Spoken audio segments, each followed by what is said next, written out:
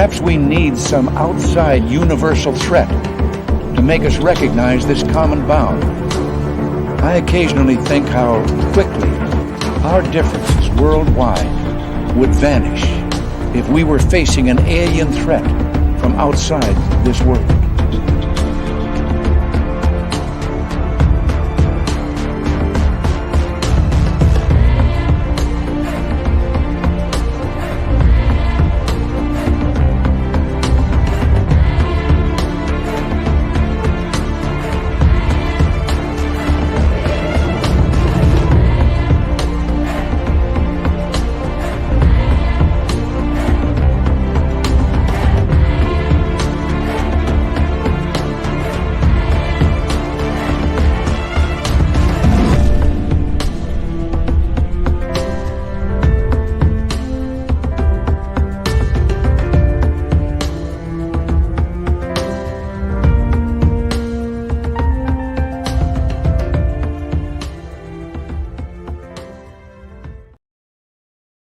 Good evening and welcome to a brand new week of Spaced Out Radio. Yes, we are elated that this is Halloween week and you're here with us.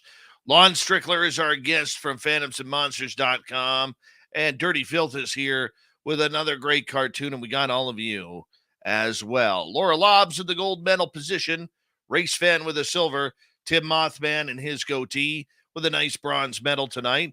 Hello, UFO Witness. How are you? Good to see you. Robert Lamoth, Attorney at Large, Michael Morris, Race Fan, Roy Boy, Doubleday. Nice to see you all here. Stephen Edmond is here. Stephen's going to be signing autographs after the show. Line up to the left of the studio, if you don't mind. To the left of the studio. Derek Galloway, thank you for coming on in. Griff, Dogman UK, and Stephanie Kenny Blankenship, thank you for coming on in. Hi there, Applesauce. Nice to see you. Les Paul Holland, Kathy Evans, and our favorite Marine, Black Dragon. Thank you for your service. We very much appreciate it. Long Island Bigfoot, good to see you. Paramarv, thanks for coming on in. And who else do we have here? We have Jenny White Bear. Human Carl, a great veteran of the United States Air Force. Thank you for your service as we continue on with Roll Call tonight. Let us move on and say hello to our main man. Where are you? Roger Murray, how are you? Sandra Kincaid, thank you for joining us. And who else do we have here? We have Millennium, my man. Nice to have you back. Kurt M., good to see you. And who else is joining us here? Forrest Louie. Forrest Louie will be signing autographs after the show as well. Line up to the right of the studio, if you don't mind. To the right of the studio. Just another guy named Harry. Good to see you. Doug Shelby is here. The Doug Shelby has arrived, which means we can officially start this show. Richard Elmore, thank you for joining us. Zed Hutt, Guy Calgary, good to see you both as we continue on with our roll call tonight. And we say hello to JSCO, Escape from Blue Jersey. It's been a while. Good to have you back. Little Cam over on Twitch. Good to have you here. And who else is joining us? Badass Billy Gunn. Yes, he's an ass man. Christine Lynn, thank you for joining us. Welsh Hammer. W. David Page, 5DRG. Welcome back. And who else is joining us here? Ozzy from Australia. Venkat, welcome to SOR Chat. Thank you for joining us as we continue on with our roll call tonight. Pam Harris, good to see you. Let's get our radio side going as we say hello to our podcast side. Thank you for coming on in, and we wait for the literal Bill WD-40 to enter the chat room to lube us up for tonight's show, because you always want to go into a show nice and smooth. Yes, you do. Jessica S. Adam Robbins, nice to have you here. Hi, Y Native. Magnus, how you doing? And Chrono Trigger, good to see you. Moon Freedom, thanks for coming on in. Noble Patrick, it's been a few days. Nice to have you back. Random Gee. I'm wearing my Random Gee t-shirt tonight, too. And thank you for kicking off the Super Chat tonight. Super Chat is a wonderful way to support what we do on this show on a nightly basis, so thank you. Mr. Cowley, Nancy Thames, Javier from Crypted 559. Good to see you all. Canna Chef Chris, thank you for joining us. Jacqueline Hamel, welcome to SOR Chat. Corruption Czar, good to see you. And let's see here. Knight Rider, thank you for coming on in. Two heads, always better than one. Luscious Jules, nice to see you. Bobbert, good to have you here. Horns up, let's rock.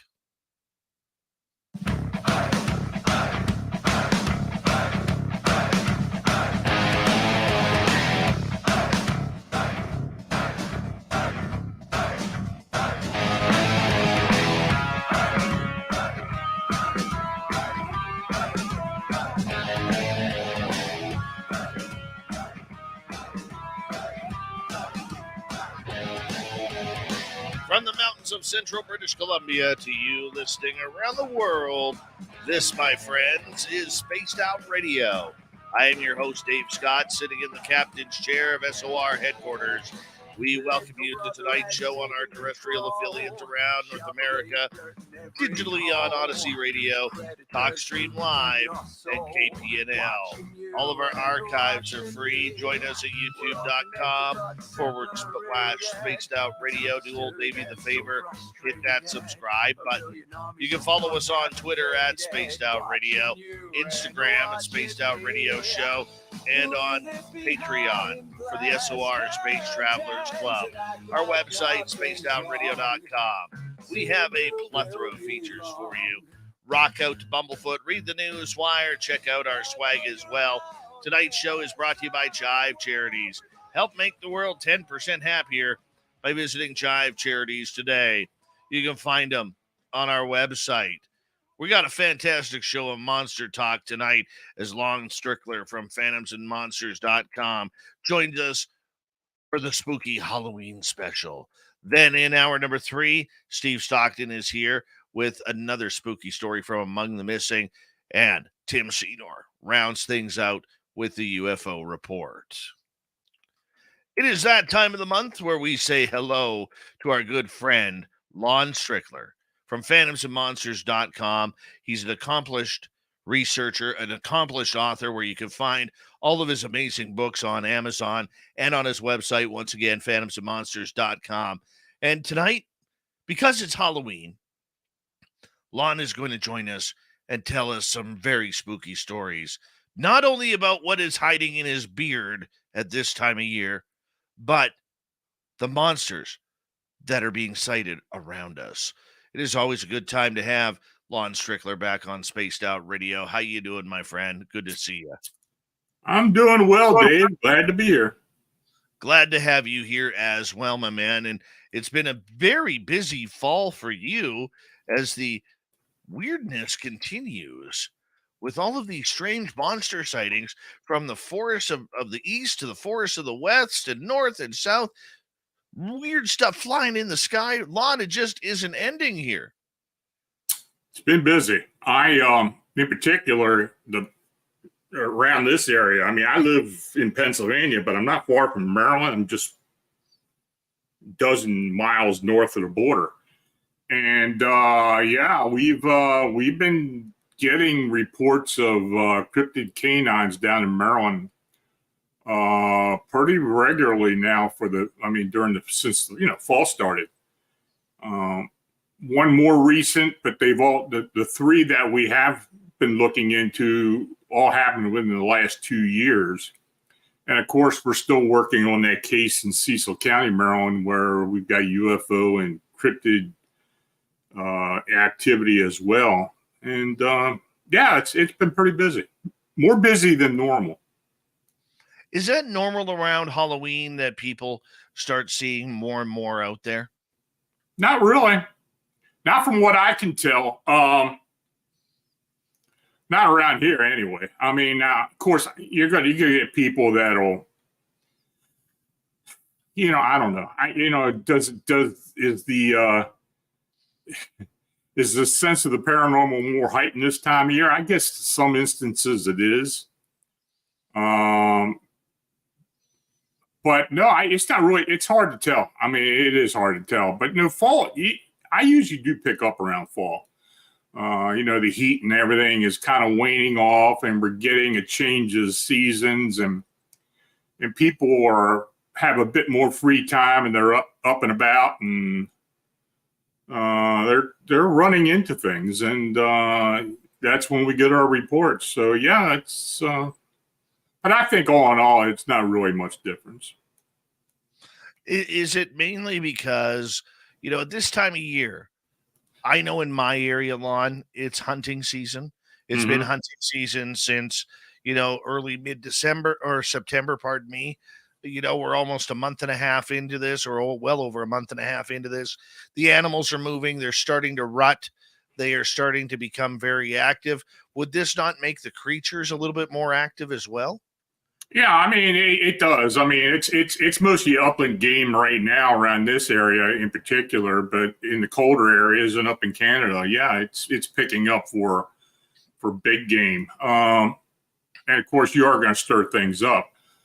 I think as far as large cryptids and people tramps around the woods, you're kind of messing with their food. So I think you do get a bit more response this time of year. But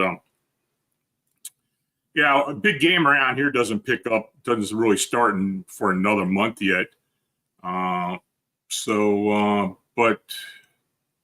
I'm quite sure it's going to pick up soon here. Again, I mean, it's going to kind of raise itself up a little bit more around here. Yeah, I can totally see that, my man. I can totally see that, and it doesn't. I'll be honest, it doesn't surprise me. It doesn't surprise me at all that something to do with the wildlife gaming, moving around and getting comfortable for winter, putting on their winter coats, the rutting season that sends all deer, elk, moose into haywire areas of not really worrying about predators, but worrying about sowing the seeds of love, if you know what I'm talking about. But Yeah. I mean, does this not say that these creatures, whether it's Dogman, whether it's Bigfoot, or any other cryptid creature out there, needs to follow the food cycle as a predatory creature? Even though it may not be an animal, at least it's following the predatory way that apex predators do. Well, they do stick around the game trails. I mean, it's pretty apparent. Normally when I get sighting reports, when hunting season opens up generally, they're around areas where there's a lot of game activity. Even along the Appalachian Trail and other well-known hiking areas, it picks up as well. So now, why that happens, I really don't know. But I know in the Appalachians and up and down the Appalachian Trail and in the mountains, it does pick up there as well. So, it's kind of the high areas more so going into the fall, into the winter, as opposed to the spring when people are out, and especially around here where they're out trout fishing and they're in the woods and if things are starting to green up a bit. That's when we get a lot of sightings around here as well.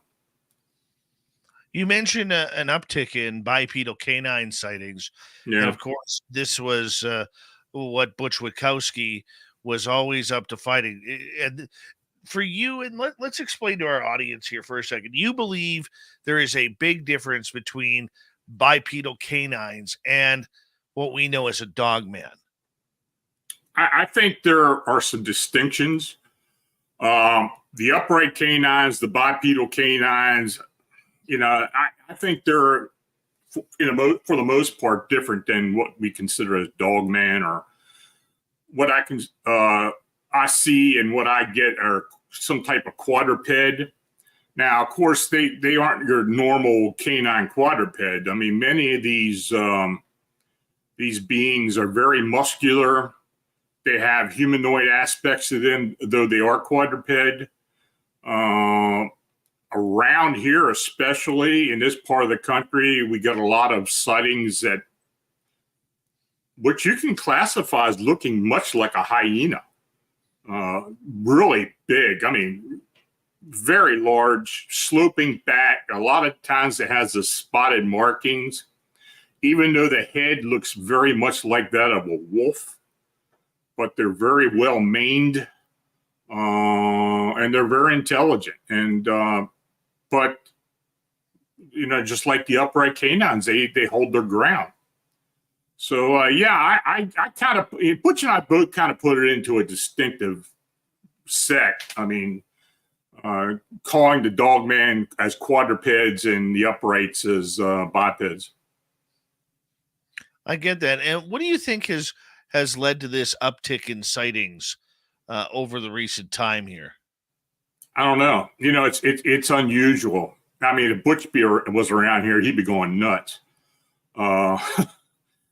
But the sightings that we've been getting down in Maryland in particular, and look, it's an area, the Piedmont, well, the Western Piedmont into the mountains of Maryland is well known for what they call dwayos. It's just another name. It's a traditional name for bipedal canines. And it's got a history ever since a lot of the old Pennsylvania Dutch or German Dutch farmers, after they had moved and settled into Pennsylvania, a lot of them started moving into Maryland.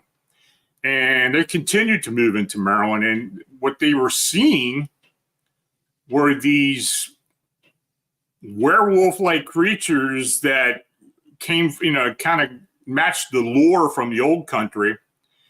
But how the name Dwayo came about, we don't really know. It comes in all different spellings, and but that's where it started at. And especially back in the 60s and 70s in Western Pennsylvania, Western Maryland, the sightings did pick up, and there was several well-known sightings in Frederick County, parts of Washington County, and such. But for whatever reason, it's starting to pick up again.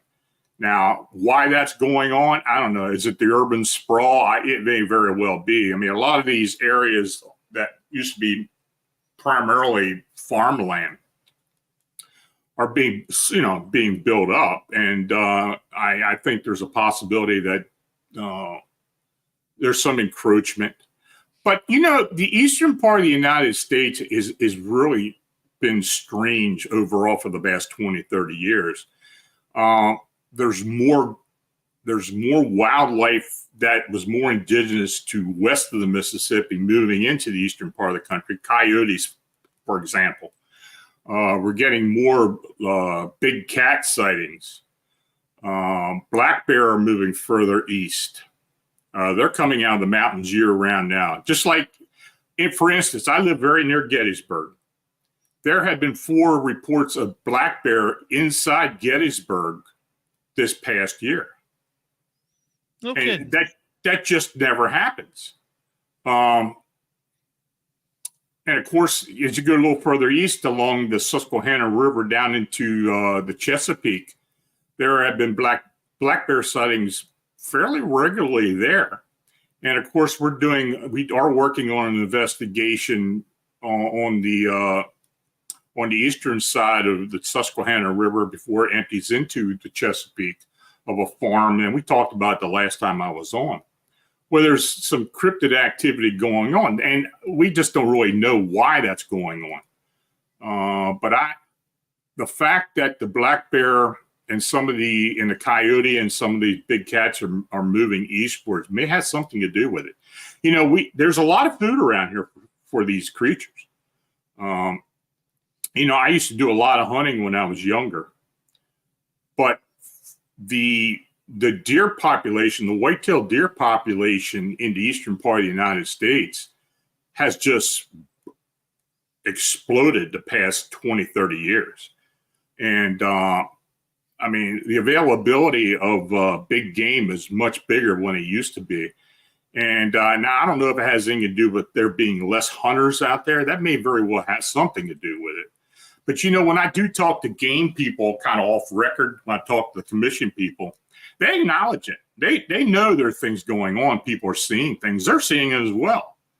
So it's kind of an exciting time, I believe, for cryptids and other activity on the east. So we'll see where it goes. But of course, like I said, it's been getting busy here. What are people seeing? Well, for the most part, what they're seeing are biped canines, 6 to 7 foot in height, very muscular, thick-chested, very thin waist, very muscular legs with hocked legs like that of a regular canine, but they're able to move very, very swiftly as bipeds. People see them running and such, and in some cases, they do get close enough to where the witnesses get a very good look at them. But there have been some supernatural aspects to them as well. In one particular, we had one sighting that we're working on that happened recently between Hagerstown and Antietam Battlefield down in central Maryland, or west central Maryland. And that was being watched by a couple who were driving south out of Hagerstown, and they saw the thing, and then it suddenly disappeared. Though they did see it for a good while. And but yeah, we had an upright canine sighting past year and a half just south of Gettysburg into Maryland, not far from Camp David, actually, about 2.5 miles as the crow flies from Camp David. That's a little close. Yeah. Yeah, and, you know, it's but these are traditional areas where they have been sighted over the years. So the fact that they're showing up again, or are they always been here, or are people just seeing them now, or they make themselves known? That's hard to tell. We really don't know. Are they aggressive? Do they seem to attack people? Well, there was just one, and I talked to you about before the show. I had a Baltimore City police officer who was a detective, actually, and he owned a home in Howard County, Maryland, in southern Howard County, Maryland, and he still lives there. And he had an intrusion into his home of an upright canine. He was kind of sketchy on the information because he doesn't want to really getting out there as far as, so people could figure out who he was. And the actual location, I'm not going to say much about it, because of him. But no, this thing literally came into his house. He was in his study. Was working on a case one night, and he heard something out on the patio outside the kitchen, the back of the house, and it disturbed him that much that he didn't know what it was, but he heard the growling and such. He pulled his gun, his service revolver, or service weapon, wasn't a revolver. And he walked slowly down the hallway into the kitchen, and he heard it outside. He took a peek out the door, and he saw this 6 foot tall upright canine out there. Didn't know what it was. Quickly closed the door, backed away, and this thing busted through it. And he went back into his study, trying to figure out what he was going to do while this thing was in the kitchen, and subsequently went into the dining room and just tore the place apart. He did share some photographs of the damage afterwards with me, and it was so bad that the counters in the kitchen and the dining room table had to be replaced because of the real deep gashes and from claw marks. A lot of damage. A lot of dishes, dishware, and such were destroyed. But that doesn't usually happen. Now, for why this thing did that, was it a territorial thing? I don't know. So, of course, this happened 2 years ago. But he told me he believes the creature's still around. And he lives right up against a preserve area. And I went down there 2 weeks ago, and the weather wasn't great, but I was out there looking around trying to find evidence, and I really couldn't find anything. But I think the guy's telling me the truth. I mean, of course, the pictures kind of proved it. It was definitely something with some very, very serious claws that did a number on his counters and dining room table. So, but like I said, that's very unusual. And I'm in the process now of trying to get more witnesses, see if I can find witnesses down there to contact me or to let me interview them, see if there's anything else been going on. Other witnesses have been citing things. So, if that area of the state is starting to see more and more activity of these creatures, well, then that's something new, because that Piedmont is not normally a very well-known area for cryptid canine activity.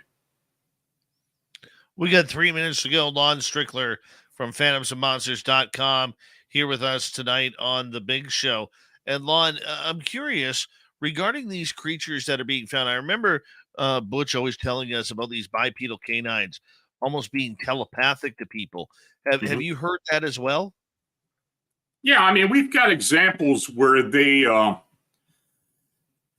seem to have this ability to some people call it mind speak, some people call it some type of ESP ability to where it can warn someone approaching them.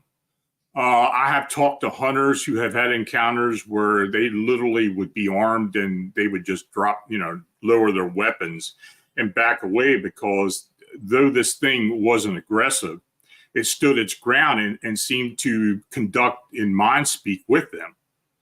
So, Butch talked to those witnesses as well. So it does seem to be a thing. And of course, as far as when we're talking about Bigfoot, this whole supernatural aspect of Bigfoot with the mind speak is somewhat well known. Happens to a lot of witnesses. So, they aren't aggressive for the most part, but they do stand their ground, and they seem to try to quell any type of confrontation. One of the things that Butch had always said about these bipedal canines is that they push you to the point where you fear they're going to attack, and then something happens where they run off and they disappear, and you usually left with a growl or a howl or something to put a chill down your spine.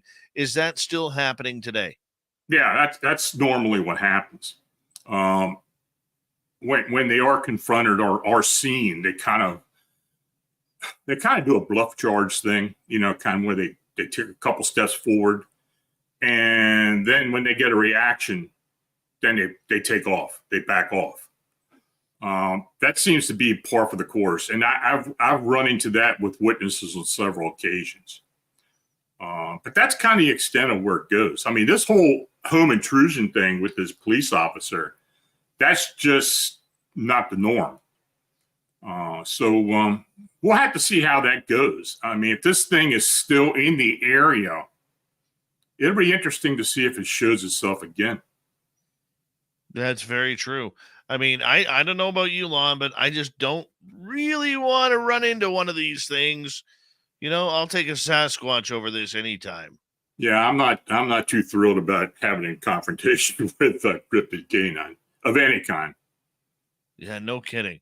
Lon Strickler, I'm going to get you to hold on right there, because we are going to go to break here at the bottom of the hour, 1/2 hour through, with Lon Strickler on Strange Days and our Halloween haunting stories that come along with Lon. You can find any of his books by going to phantomsandmonsters.com or looking on Amazon. And Lon joins us at this time each month to hang out with us in our little segment we call Strange Days. We will be back with more jolting, spooky stories with Lon Strickler right after this.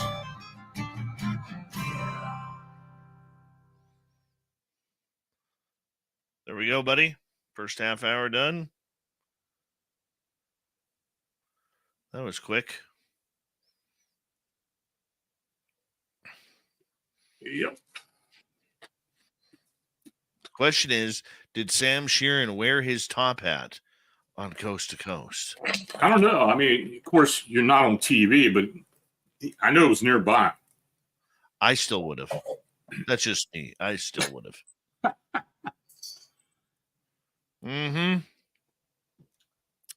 Hey, sometimes It's good to see Sam's in there. He was on Coast. Like I said, he got some good exposure last night because they took a lot of his artwork and put it up onto the website today. So I'm hoping he's gaining some business as a result.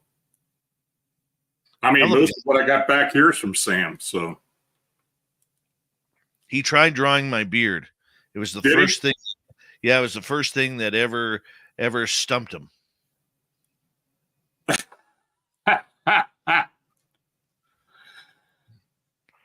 Yeah, well, I don't know what a cryptid me would look like, but I'm kind of afraid to even think about it. Oh, be gorgeous. It would be gorgeous. Tantalizing.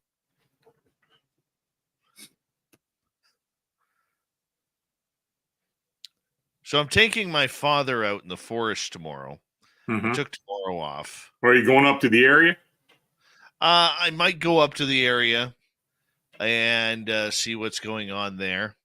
My dad isn't a big believer. Like, he supports me with what I do, but he's not a big believer. And the main reason why is if he did believe, it would scare the living daylights out of him. And long story short, he has never seen a moose, like a bull moose. So tomorrow morning, I'm taking him out in the forest for a few hours to go see if we can find some mushrooms, number one. And not the wacky kind, but wild mushrooms that you can eat. Yeah. And to see if we can find a bull moose. So I don't know if we'll be able to, but we'll see. I never encountered a bull moose. I encountered a female moose. That was too close for comfort. But you know, people who have never seen one of those things have no idea how big they are. I mean, they're massive. They're massive, and they get scary. Like, you look at a female. Yeah, you look at a female moose, and you're like, "What's there to be scared about?" Because they're just tall and lanky, like a basketball player. And then all of a sudden, you see a bull moose with the antlers and immediately they jump from about, say, 800 pounds for a female moose to like 1,500, 2,000 pounds. And they can't see worth crap, but their noses are excellent. And they, I've seen two. And the only two I saw were within 2 hours of it. No, pardon me. That's a lie. I've seen four now. Last year we saw this big bastard. Holy cow, was he massive! I used to go up to Canada and do a lot of fly fishing, steelhead fishing, trout fishing, and back in '77 I was up in Algonquin. Provincial park up in Ontario, and we were out in the shallows out there fly fishing, and it was cattail. I mean, it was full of cattails in there, and this thing came through the cattails on me. She got about 10 foot away from me, and I saw this big head come through the cattails, and I mean, it just freaked me out. Oh yeah, dude. Oh, yeah. This is the big guy I saw last year. Okay. It looks like he is laying down on the road. He is standing. Well, yeah, he's big. That's about 1,500 pounds, right? Oh, absolutely. There. Yeah. Yeah, my uncle used to go up to New Brunswick and used to go hunting for moose every year. And he got one year when I was younger. Oh my God, I couldn't believe how big that thing was. Oh yeah. Oh yeah, they're huge. They're huge animals. Hey, big thank you tonight to Random Guy and Louie for the super chats. Very much appreciate the love. You could also join our Space Travelers Club on Patreon. The link is below on our YouTube channel. Here we go with the second half hour.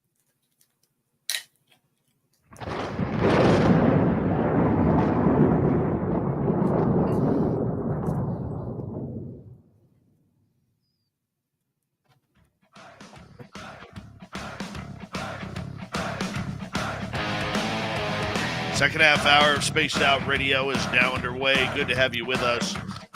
My name is Dave Scott. Always appreciate earning your listening ears wherever you are on this beautiful planet we call Earth. Reminder to all of you that if you missed portions of this show or others, check out our free archives by going to youtube.com/Spaced Out Radio. Do me the favor, hit that subscribe button. Our website, spacedoutradio.com. We have a plethora of features for you. Rock out to Bumblefoot, read the news wire, check out our swag as well. Follow us on Twitter at Spaced Out Radio, Instagram at Spaced Out Radio Show, and you can join us on Patreon in the SOR Space Travelers Club. Lon Strickler is here for our Halloween edition of Strange Days, where we hang on out and talk about the monsters that are among us. Phantomsofmonsters.com are his website, and you can also get any of his books on his website or on Amazon. Lon, always a pleasure to have you here. Oh, it's always great to be here with you, Dave. All right. We have some reports here that you wanted to go through. I mean, you were talking about these bipedal canines going around near Camp David. Isn't that a little scary, considering that that's the president's private campground, of private residence? There's all sorts of security and cameras around there. What do we know about this one? Well, this guy was he lived in Frederick, Maryland, but he was working up in Gettysburg, and he was driving back on Route 15. It was between Emmitsburg and Thermont for people who know the area. And it's not far from Kentucky State Park, Cunningham Falls State Park, where Camp David is located at. It's an area I know well because I used to do a lot of fly fishing up there. And it was October 2019, and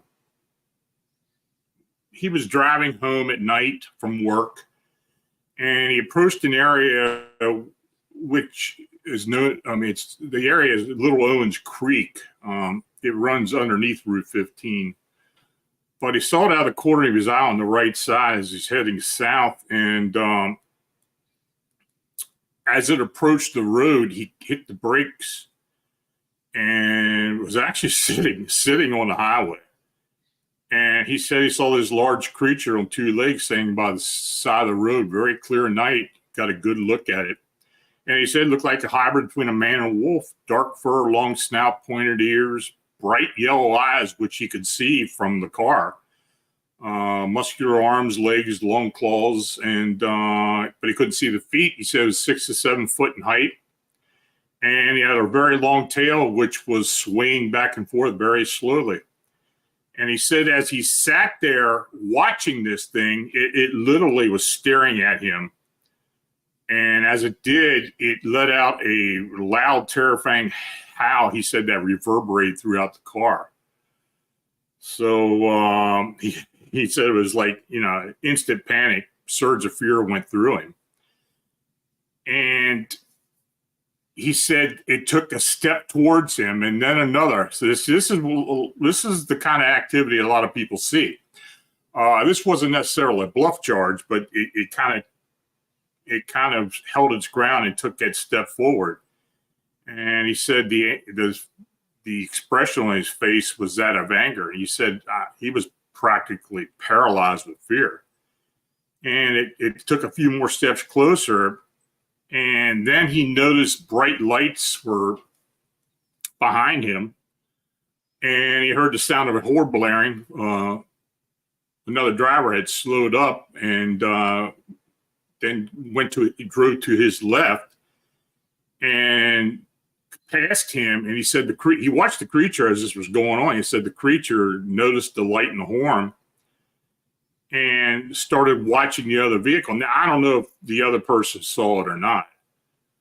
He said when that happened, he said, I quickly hit my accelerator and sped home. He didn't call anybody.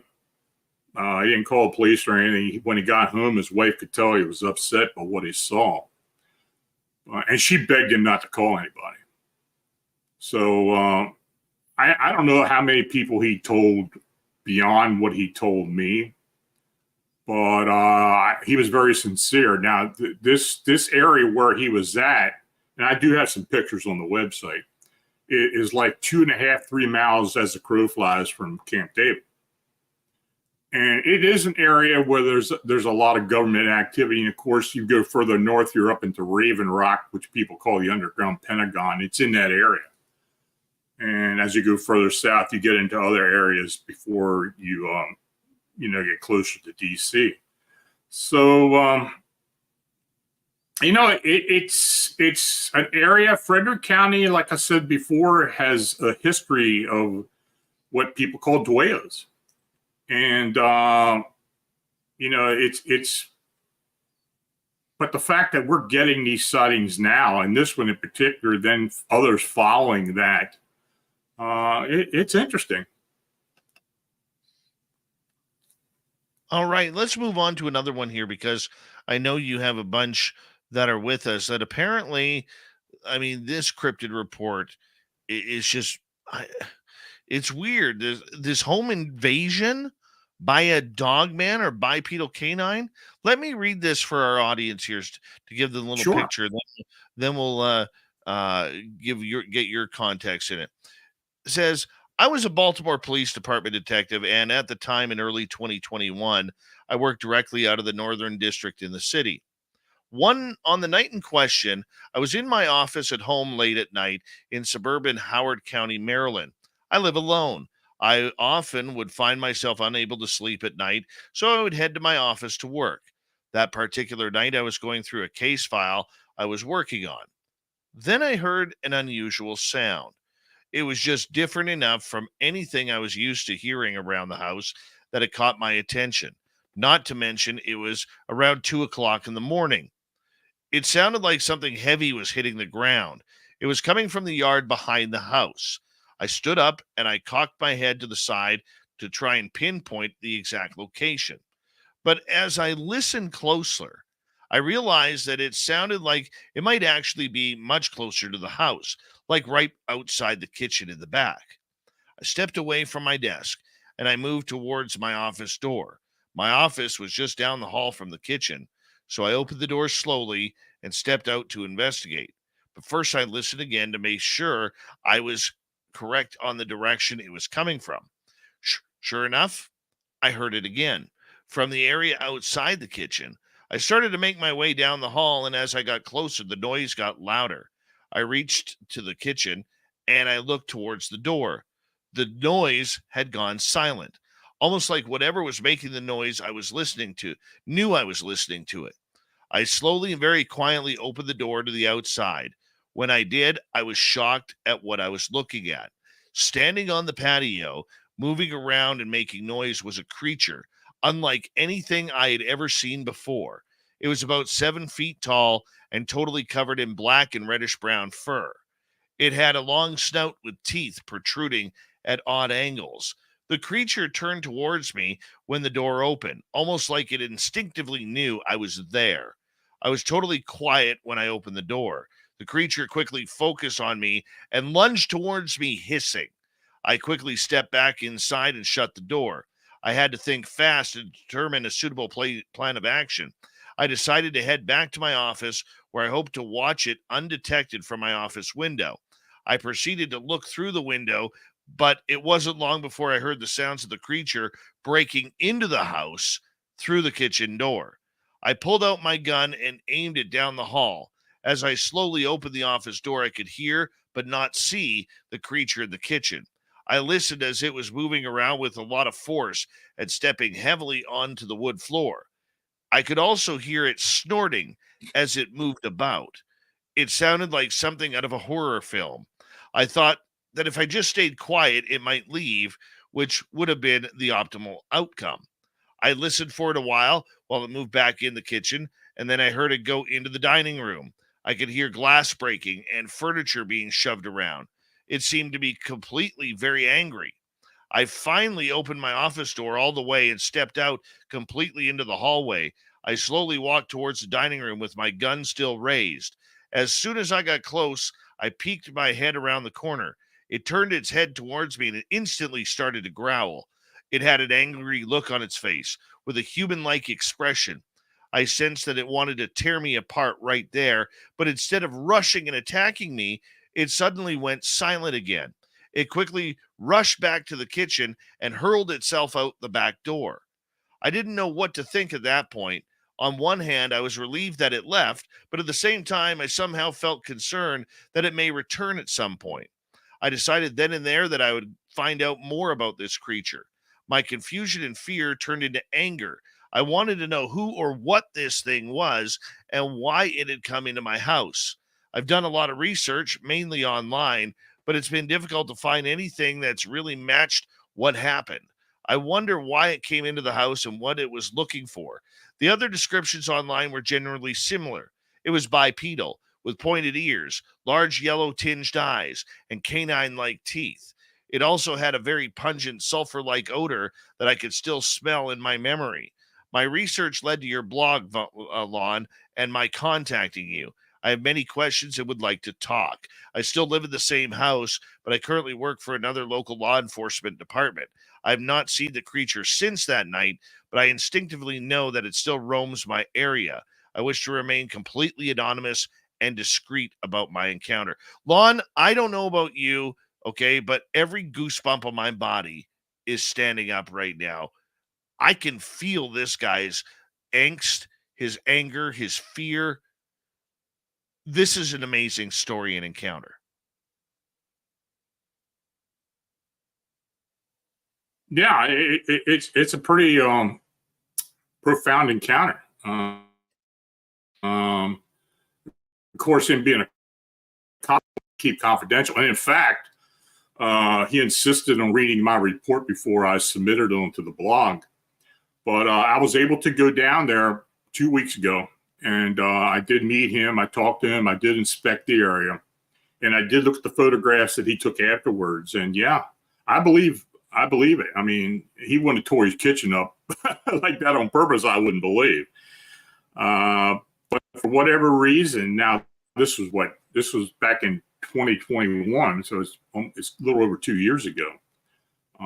But yeah, it's a very profound encounter. And in fact, my Bigfoot encounter was approximately 10 miles south of that location.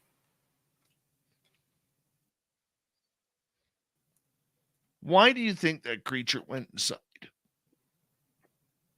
Why did it go inside? We rarely hear about these creatures actually making their way into the. I don't know. And the fact that the creature. I don't know. I don't know if it felt threatening.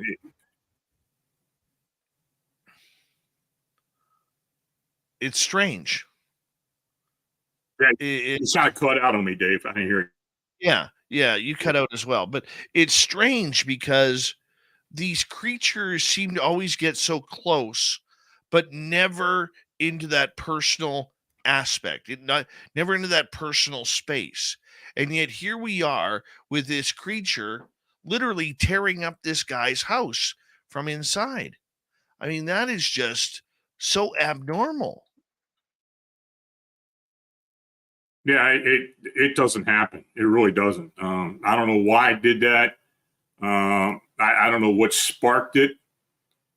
I don't know if it was a territorial thing. I don't know if it was the fact that he did see it and it kind of surprised him and he kind of retaliated because of that. But the fact that he did intrude into the house makes one wonder if he'd do something else. Now, I'm keeping a tight lookout in that area to see if anything else is coming up. I don't necessarily want to go to the local law enforcement and find out they're getting reports, but at some point I may very well kind of do it kind of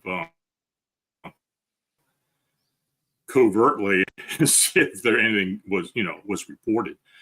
But I am in contact with one of the people involved with the preserve area. It's Patuxent. It's outside of Clarksville, Maryland, for people who know the area. But it's Patuxent Preserve, and it's kind of a community thing, and it's got a lot of walking areas and parks and such, and hiking. So I don't know. I don't know if people are seeing it, or there's been other evidence coming about. But hopefully we will get some more evidence. What stands out for you about this case? Oh, and the obvious why it came in house. I mean, you just don't hear that, and you just don't hear them being aggressive at all. They normally try to keep a low profile and try to keep from going into areas where they don't know, from what we can tell or what I have, gathered from other reports.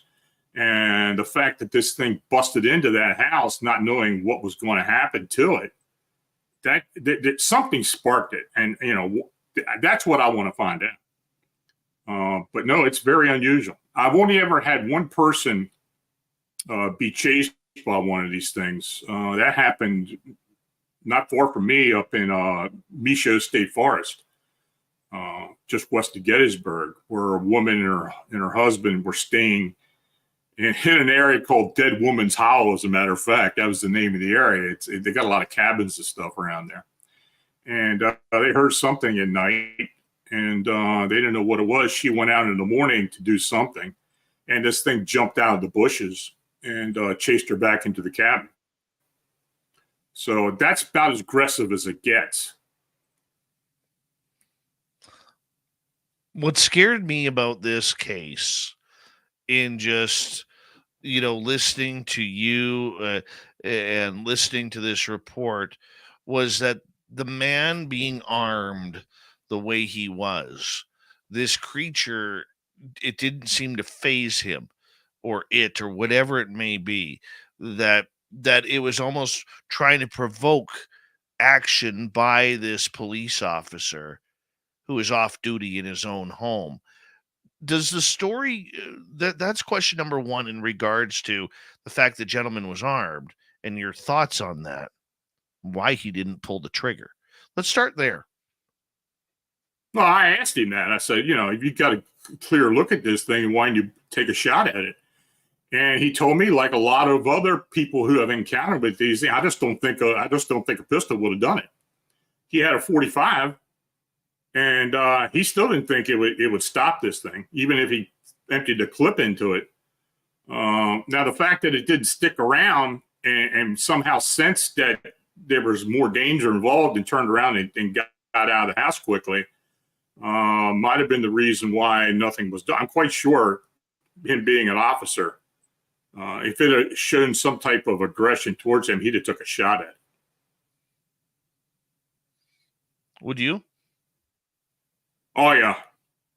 Yeah, if this thing was aggressive. Now, if the fact that it was there and the shock value of it, I'd have probably held off as long as I could. This thing has some considerable size to it. You hear it from people who have encounters with Bigfoot a lot, that are, I'm armed, but I couldn't take a shot at it. Now, a lot of times, like in my instance with the Bigfoot, it's because of what it looked like. It looked more human than it did ape. Now, this thing didn't, and it had a very fearful, reaction to it. So I don't know. I did ask him why I didn't shoot, and the first thing he said, I didn't think I'd be able to stop it. If it was, if I hit it and it didn't go down, it probably charged me. So the fact that he had come into the house was big enough fear, but I guess the gun was kind of there in case he, for last resort, he'd have to use it. Yeah. I don't know if I would have been able to hold that much mental strength to do it like that, Lon. I really don't know if I'd have been able to do that. I mean, the fact that this gentleman was a police officer or currently is a police officer, does it give the story much more credence that it's not somebody looking for their 15 minutes of fame, that this is a professional investigator because he's a detective, that he is, trying to figure out what is going on in his home at the same time as trying to figure out what this creature is? Oh, I think the training kicked in. And the fact that he was a police officer convinced me even more so after I talked to him in person that he was sincere about it and something definitely happened. And of course, when he did have the evidence of the photographs, I had never seen something like that before. I had never seen damage like that before. So, and the pictures matched up the rooms and the kitchen and the whole area. And the counters in the kitchen at the time were linoleum, and it just tore through the linoleum. And he actually had put marble in. He had replaced it with marble counters, and of course he had to put the new dining room table in there. So I don't think he would have gone through all that expense just to make a point or try to perpetuate a hoax of some type. I think this really happened. What did the photographs look like? Well, there were several photographs. There was at least a dozen of them, 10 to 12 of them. He got up very close to the damage. I mean, the gouge marks in the linoleum were pretty intense. I mean, it went right through the linoleum into the press underneath of it and just pulled it up. And in the dining room, and the claw marks were of 3. They were 3 claw marks. I think the one may have caught a thumb in the dining room, and it was 4 of them. I don't know. It was kind of a small gouge on one side. I don't know if it was from the one hand or it was a double or whatever. But there was at least 5 or 6 gouge marks in the dining room table, and at least that many, if not more, in the kitchen. But it did. I mean, it literally pulled some of that linoleum off, and some of it was on the ground, on the floor. So this thing was pissed. There's no doubt about that. Were there any broken windows or anything on how it could get out? No, just the kitchen door. The kitchen door had a window in it, and it busted right through that. That was totally busted out. And the door wasn't taken off the hinges, but it was open, and he said that's how it got back through. Wow. On 40 seconds, your overall thoughts on this incredible case of a bipedal canine.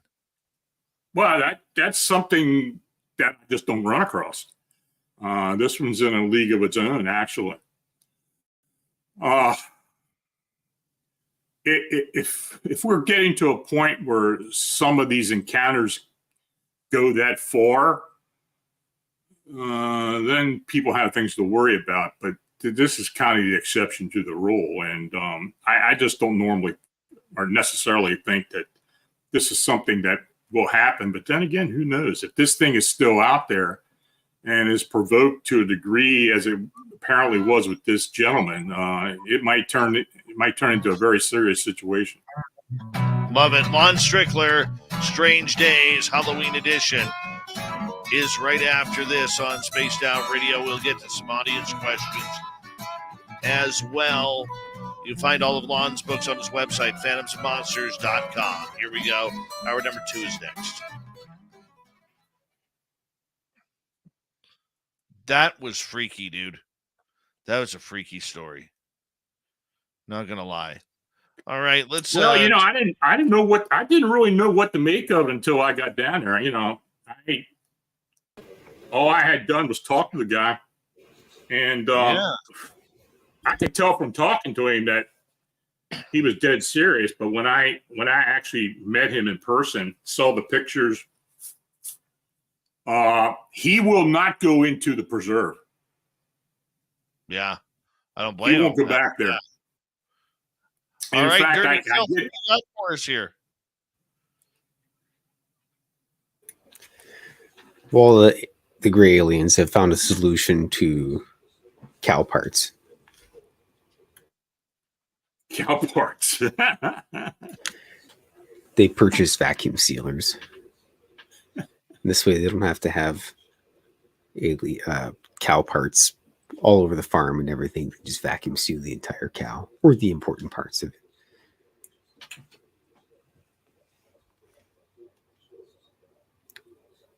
I think the gargoyle is drowning. I'll be right back.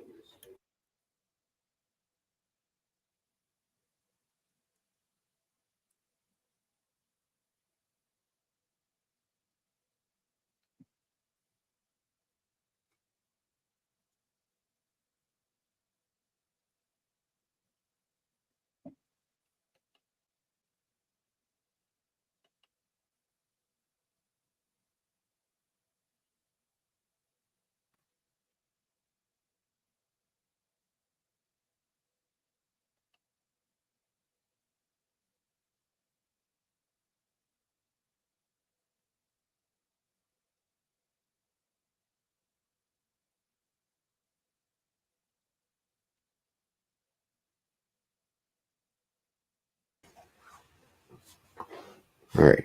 I have returned. Oh, Dave's gone. Lon's still hanging out in the background. Yeah, I'm still here.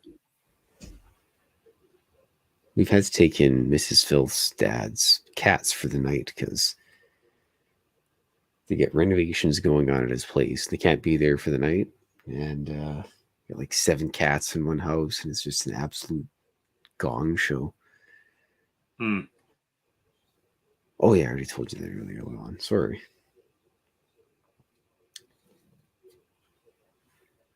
So did you dress up your house and make up a couple jack-o'-lanterns for spooky season tomorrow?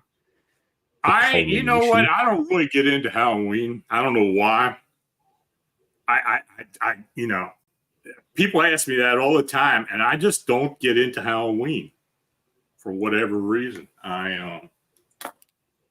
I guess the fact that I hear all kinds of crazy stuff, and I'm not trying to perpetuate anything, but you know, I've never really been into the.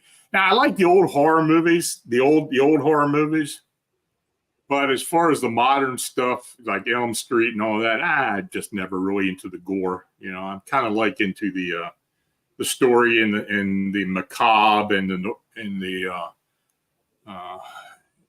black and white. You like Young Frankenstein, is what you're telling me? I do like you know, the comedy being part of it. Yeah, Gene absolutely. Wilder. Yeah, gotta love that one. It's classic. I actually saw that in the theater the week it came out, so that just shows you how old I am. Holy grandpa! Well, I just turned 65 2 days ago. Oh, geez. Well, happy name day, sir. Thank you. Yeah, I've seen a lot of big movies in the theater. I mean, you know, Godfather, I saw that in the theater when it came out. I saw Jaws when it came out, Star Wars. So, yeah, I date myself, but absolutely. I went to a showing of Jaws at Sylvan Lake in Alberta. Once in a while to do it. Sylvan Lake's a great big resort thing in Alberta. Cool place if you're going to Alberta. I'm not paid to say that, but anyway, they play Jaws there and they like box it off and let people like ride around on their little tubes and junk, and people got like shark fins and everything. It's pretty cool. Yeah, those movies, those thriller movies, it just leaves a lot to be desired when you see it on TV as opposed to being in the theater. It's always different when you're in the theater because for the most part nobody's supposed to know what's going to happen and everything, and Exactly. Everyone's kind of all there, and sometimes you get like the weird seat, and you're not really. You get a kind of a gesture view, and Lon, is it it's your part of the. birthday? 2 days ago, yeah, the 28th. Well, happy birthday. I have my big friend. 65. Wow. Freedom 65 in the monster community? Is that how it works? I don't know. I guess. You had a good one, buddy.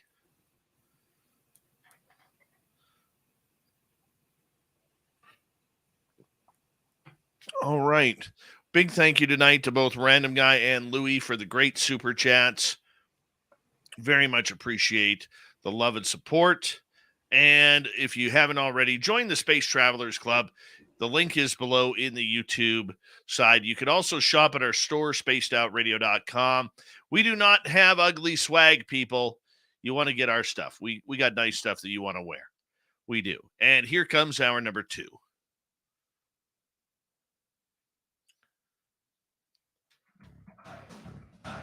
You're listening to Spaced Out Radio with Dave Scott. Follow Dave on Twitter at Spaced Out Radio and on Facebook, Spaced Out Radio Show. Here we go with our number 2 of Spaced Out Radio tonight. Thank you for joining us. My name is Dave Scott. Very much appreciate earning your listening ears wherever you are on this beautiful planet we call Earth. Hello to everyone listening in on our terrestrial affiliates around North America, digitally on Odyssey Radio, TalkStream Live, and KPNL. All of our archives are free. Please join us at youtube.com/Spaced Out Radio. Do old Davey the favor, hit that subscribe button.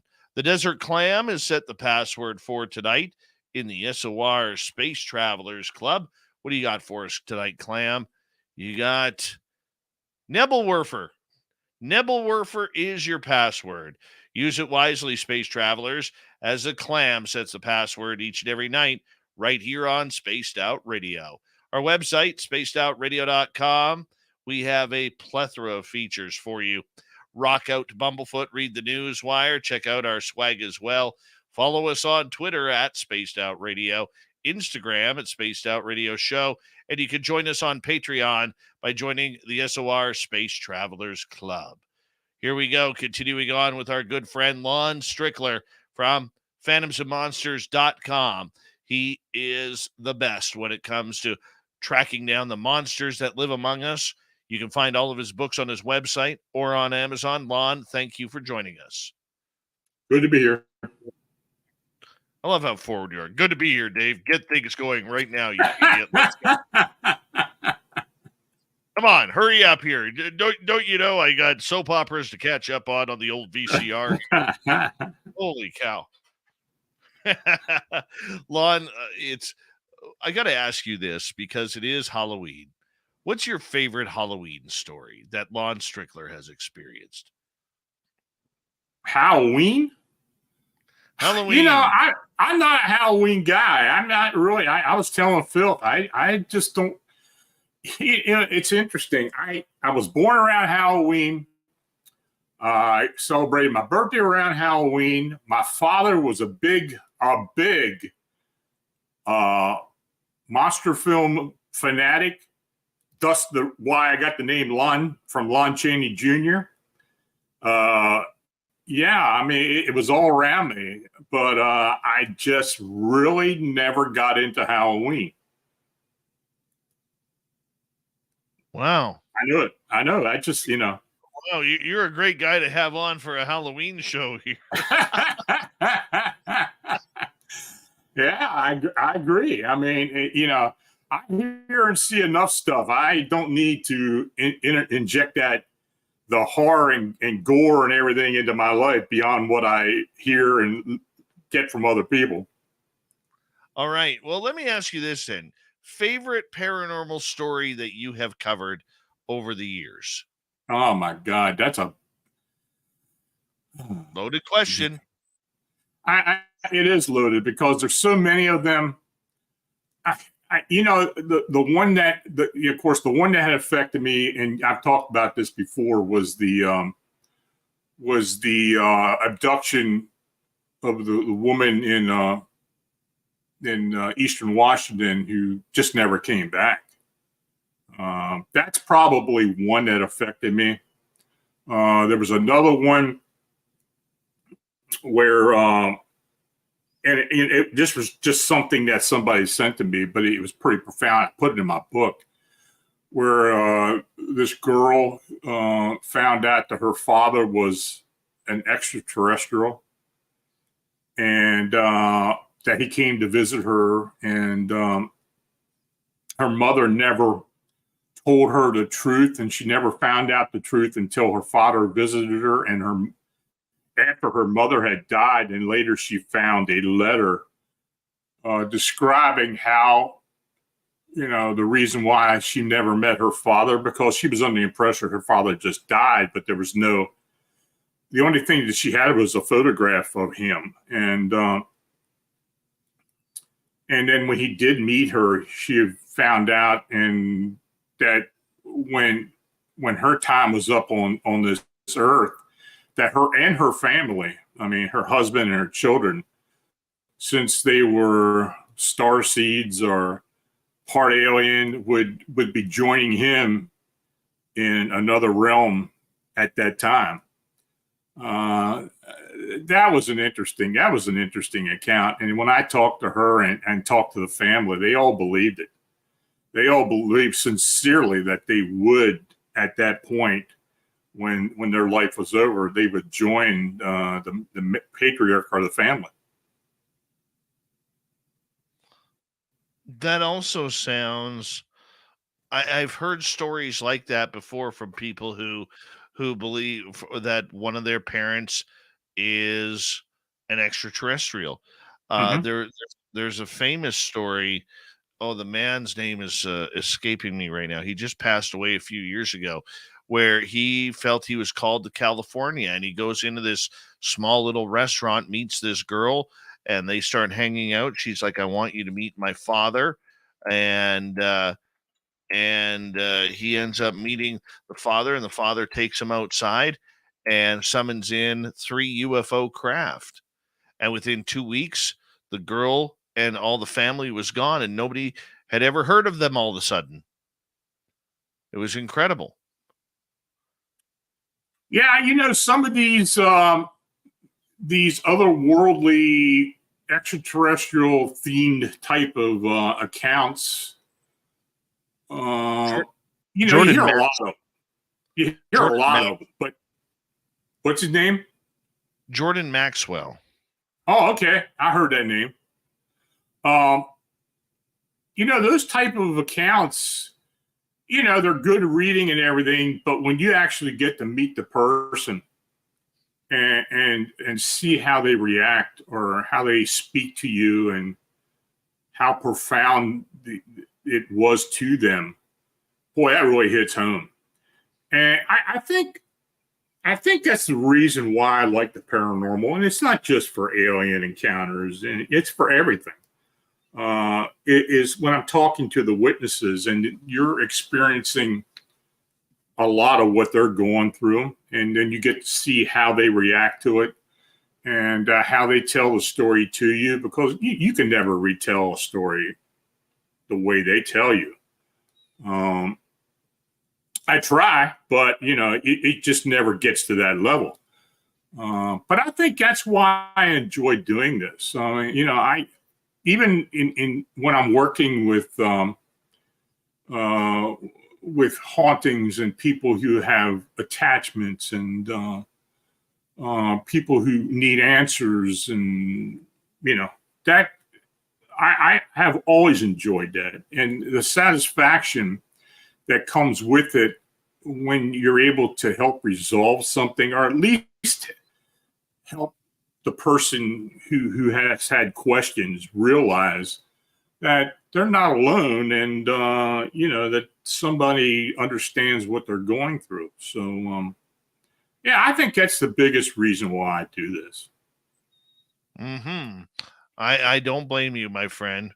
I don't blame you whatsoever, even though some of the stories that you bring forward are extremely odd and strange. Let's get to another one here that you have regarding, let's see here. Where are we here? A winged humanoid. We haven't talked about the winged humanoids yet. You got a recent sighting in Argentina about a winged humanoid. Hmm. Let me read this for our audience. Yeah, let me pull it up. Unless you want to read it. Okay. Yeah, I'll read it for you. Back in 2015, our small village of, and I might butcher this, Quilino, Argentina, had several reported sightings of a winged humanoid creature.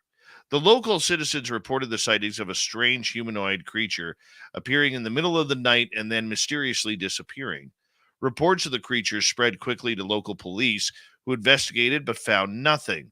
Later, a fireman and friend and his police colleague were leaving the headquarters when they spotted in the street at night a strange black hooded figure that matched the sighting descriptions. The mysterious entity stood still and then suddenly vanished into the shadows. They followed the being until they saw it next to a tree. The figure was looking directly at them. It didn't watch them for too long. Seconds later, the figure opened up its wings and flew away. My friend described the winged humanoid as 6 feet in height, very skinny, dark colored, with a wide wingspan of approximately 15 feet. The wing structure was that of a large bat. The eyes were large and flash beams of light intermittently. The police later asked for help from the community to locate this mysterious entity. There were no other reports made to the public until recently. About 2 weeks ago, a visitor to our village reported a similar winged humanoid. He was stopped at a petrol station along Route 60 in the village when this creature perched on the station canopy. The witness stated that another patron was there and witnessed the creature as well. The incident was reported to police. I was told that other witnesses were later interviewed. I will keep you updated on the investigation and whatever media reports come forward. Mothman down in Argentina? Well, I mean, the description is very similar to what people are seeing in Chicago.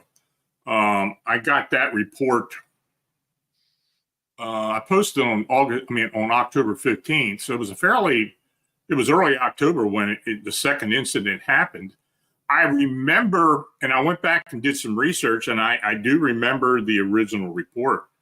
And I had forgotten about it until this gentleman got a hold of me. And it's very similar to what people are seeing in Chicago. So hopefully he's going to get back to me with anything else. He promised he would.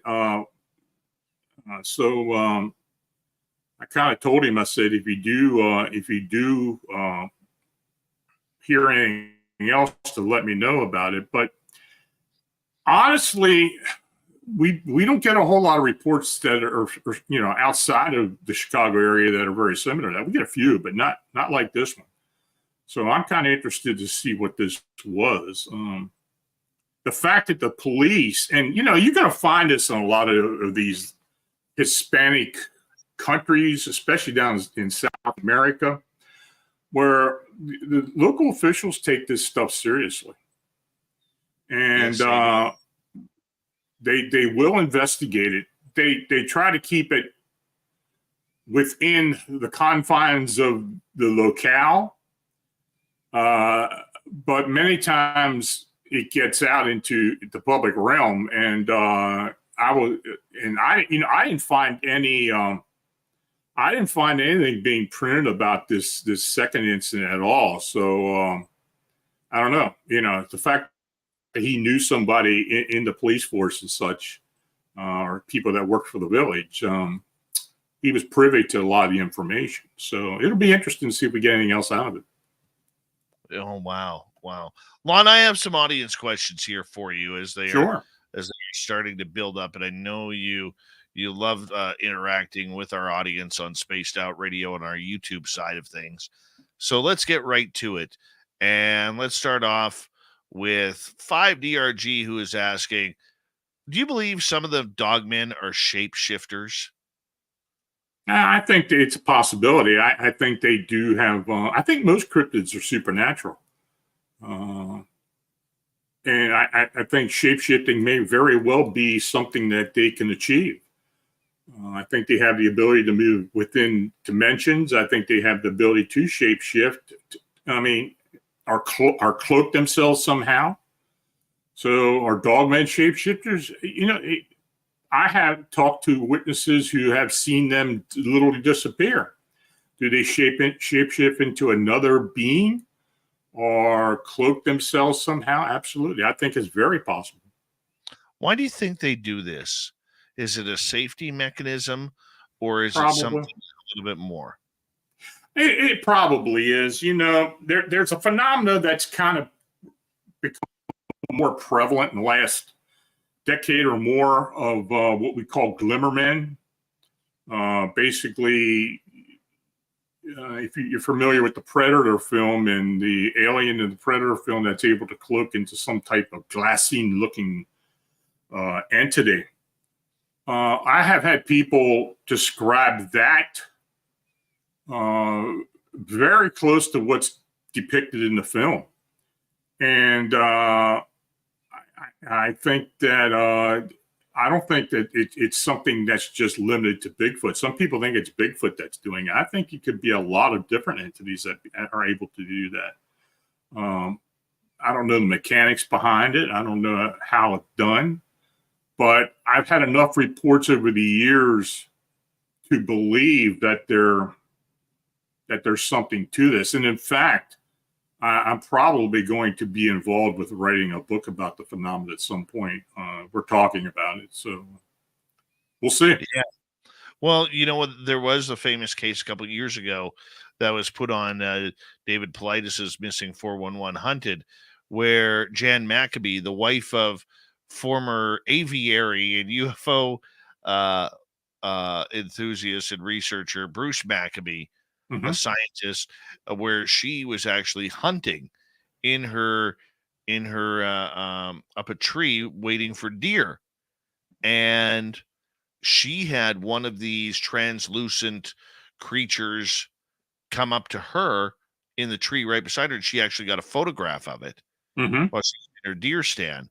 And at that exact same moment that happened, the high school band a few miles away, which was practicing on the football field for homecoming, had a UFO sighting right above them. I mean, I don't know what's going on, but to me, that says things are tied together. Yeah. Really absolutely. Yeah. I mean, the Maccabee sighting was very well known, and that kind of got people. I mean, since Bruce was well known and he put it out there, it kind of opened the door for a lot of these sightings to be looked at more intensely. And many of us who do podcast or take reports or do actual investigations have been getting reports like this more and more as time has gone on. So, yeah, I think there really is something to it. All right, let's move on to Javier here from Crypted 559 in California. He is asking, have you heard of recent encounters around military or prison facilities? Yes, both.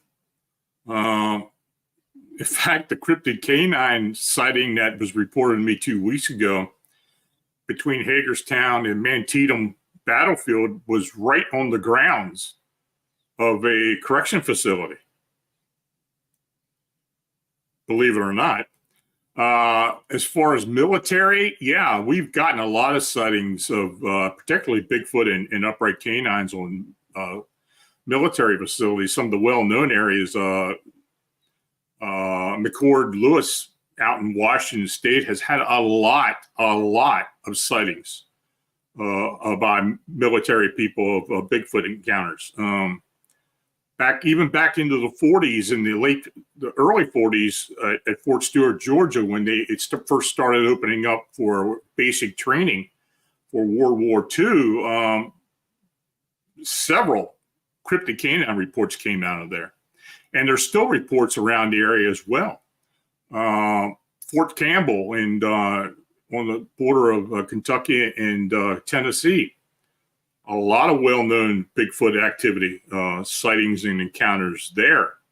Up into Labrador, Newfoundland, Goose Bay. Goose Bay is a kind of a joint U.S.-Canadian special forces actually trained there, but there have been encounters reported of Sasquatch, Bigfoot at that area. So yeah, there's a lot of cryptid encounters at military facilities. That is strange. That is strange. All right, let's go to Aaron here, who is asking, was there an increase of sightings of the large cryptids after large forest fires of both Canada and the United States?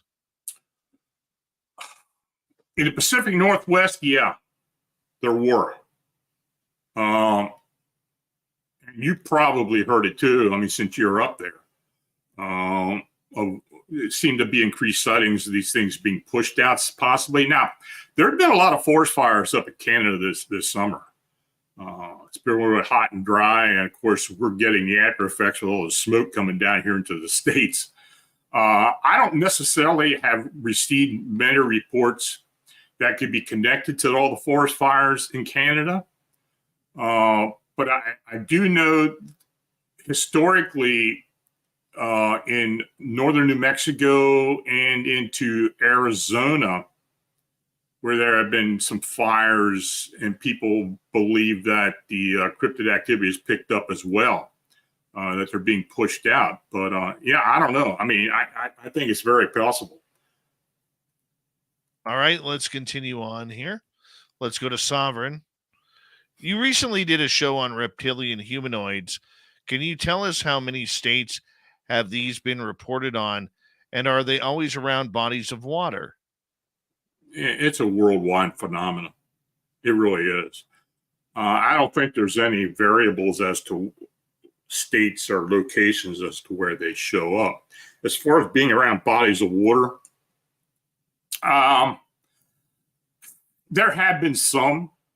The states, now I do know the states where there are more sightings of these beings are locations where there's a lot of deep cave systems. Missouri, Arkansas, Pennsylvania, Indiana. They probably have had the majority of the sightings or that come to us or come to me. We've had sightings out in Eastern Europe as well. I think it has to do with cave systems. And of course, a lot of these sightings came from spelunkers and people who were doing work, geologists that were doing work in caves. So I think they do utilize the cave system. And it's just not reptilians. I think other humanoids and cryptids use them as well.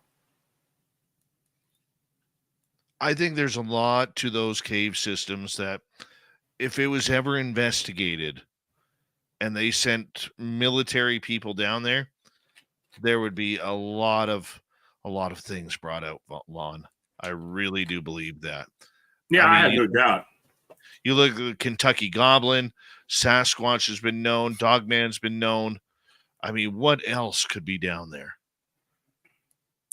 Yeah, I mean, you're talking about areas that have a lot of coal mining historically. You talk to Kentucky and Missouri, a lot of limestone, a lot of salt mine activity. I mean, work and all.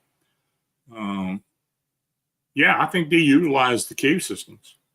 That's right. And when we return for the final half hour with Lon Strickler on Halloween Strange Days, more monster talk, more questions from our audience, stories that we always love to hear when Lon is on the radio with us. His website, phantomsandmonsters.com. You can get his books there as well. We will be right back on Spaced Out Radio for the second half. All right, we are clear, my man.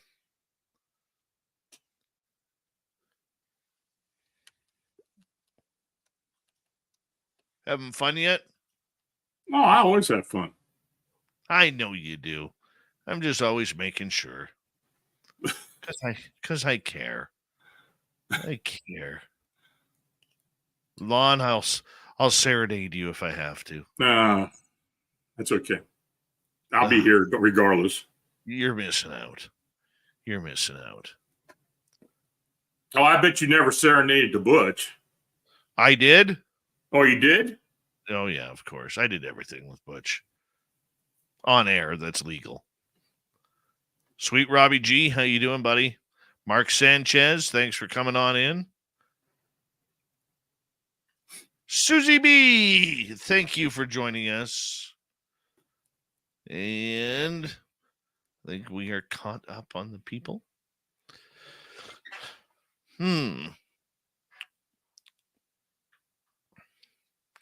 Sure don't hear much about the Kentucky goblins anymore. I kind of think that story got, it seemed to be a lot of hubbub about it in more recent years, but in the past year or so, I haven't heard a lot. I think a lot of people try to equate the sightings they've had or encounters with that Hopkinsville incident. I don't know. I think more people are fascinated because it was part of Project Blue Book, and so I don't know. I don't know either, man. I don't know either. Kind of messes me up. Messes me up. We haven't heard much about it literally since before COVID with Hellier. That was really the last time we heard anything. Yeah. Yep. That's that. That is that.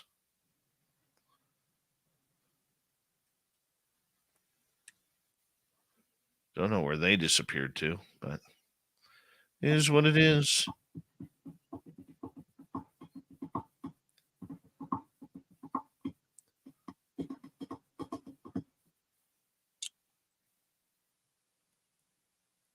Well, hopefully our little project will come out soon. We're still working on it. So, but when it does, I will make sure everybody knows about it. They take forever. Forever. If you want it done right, you need to have some patience. That's one thing little Timmy Senor has taught me lately. It's like, Dave, shut up and have some patience, you goofball. We're getting a lot of follow-up to the actual production itself. A lot of questions coming from within the production company beyond the people that actually did the filming and such. So I think it's going to be pushed heavily. So we'll see. I hope it does. I mean, I hope this whole Chicago Mothman thing kind of blows up a bit more as a result of it. The sightings have been somewhat waned off lately. 2023, I think we've only had 5 or 6 sightings reported. So I don't know why that is, but who knows? I don't know either. My man. I'm just trying to figure it out. Yep. I'm not necessarily saying I want to get as busy as it did in 2017. You know what? 2017, I'd say most of what I had to do, most of what I did was tied to that case. I mean, it was like 24/7 for a long period of time. I just couldn't stay off the phone. I was getting stuff. I had to try to separate the wheat from the chaff from what was coming in, and it was crazy. It was really crazy that year. All right, Lon, I'll get you to hold on right there. So I want to say a big thank you tonight to Louis ×2, Random Guy. We very much appreciate the love. And that's great support, guys. Great support on the super chats as well. And we got a bunch more questions coming up here for Lon, and we're going to continue that right here. Stay tuned.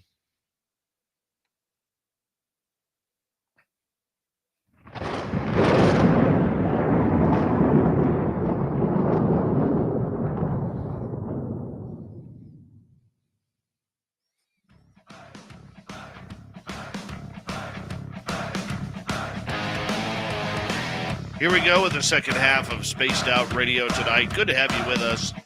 My name is Dave Scott. Very much appreciator to your listening ears, wherever you are on this beautiful planet we call Earth. Reminder to all of you that if you missed portions of this show or others, check out our free archives by going to youtube.com/Spaced Out Radio. Do old Davey the favor, hit that subscribe button. Our website, spacedoutradio.com. We have a plethora of features for you. Rock out to Bumblefoot, read the news wire, check out our swag as well. Follow us on Twitter at Spaced Out Radio, Instagram at Spaced Out Radio Show, and you can join us on Patreon by signing up for the Space Travelers Club. Here we go, final half hour with Lon Strickler on this Halloween edition of Strange Days. We love it when Lon is here. His website, phantomsandmonsters.com. Tens of thousands of reports of monsters out there on this website, and you can find Lon's books on there as well. Lon, we're going to continue with some audience questions here, if you don't mind, because I know you love the audience participation. We're going to go to Race Fan here. Lon, will the pictures of the damage to the police officer's house that was raided by a dog man ever be released to the public at any time? Only when I'm given permission to release them. And I have asked him that, and he told me that if he does decide to release them, that I'll be the one that gets it. So, yeah, you know, I'm pretty strict about that. I don't release anything unless I get permission to do it, and that's even commentary. So, yeah, I'm pretty strict about that. Okay, let's move on to Billy Gunn. Do you have any Slender Man stories recently? You know, that whole phenomena has kind of tanked in recent years. You know, other than the crawler humanoid sightings and that occasionally come in, the whole Slender Man phenomena, even though it's a meme, it's nothing that was really proved to be corporeal. We just don't get them anymore. It's very few and far between. So, but I'm not saying that it's not going to raise its ugly head at some point. It may very well do that. That happens a lot, you know. After these phenomena are kind of sitting, collecting dust, and occasionally somebody will open it up and then we'll start getting a spat of sightings. So we'll see. Let's go to Paramarv. Have you heard of a nice dogman encounter, one where the dogman isn't especially aggressive and or threatening? Well, nice. I don't know.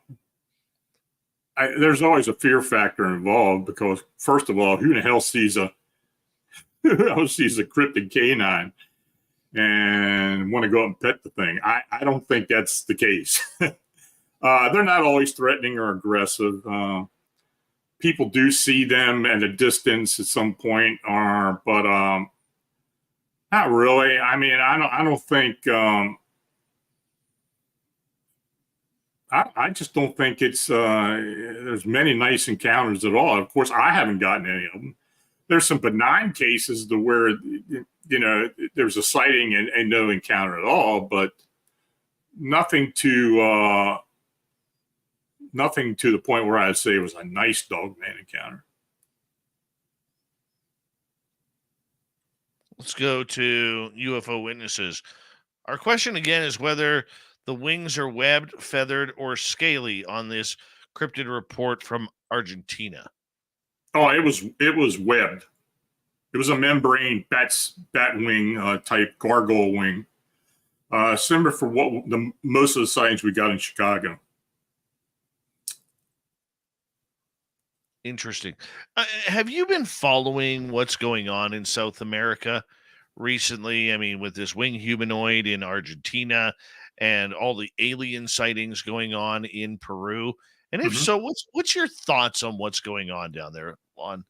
Well, the Peruvian sightings and encounters, I think the government, when it first came out, I think the government tried to quash that thing. But there have been other people who have been affected by this and who have had subsequent encounters. I think there's something to it. I think it's continuing on. There's been a lot of stuff on YouTube about it. You don't know how much you can really trust on YouTube, but some of the victims of this thing who have reacted to it or have had some type of physical reaction to it, and of course, when paramedics pick them up or they're taken to the hospital, and professionals say that they did sustain some type of shock. I mean, I think there's something to it.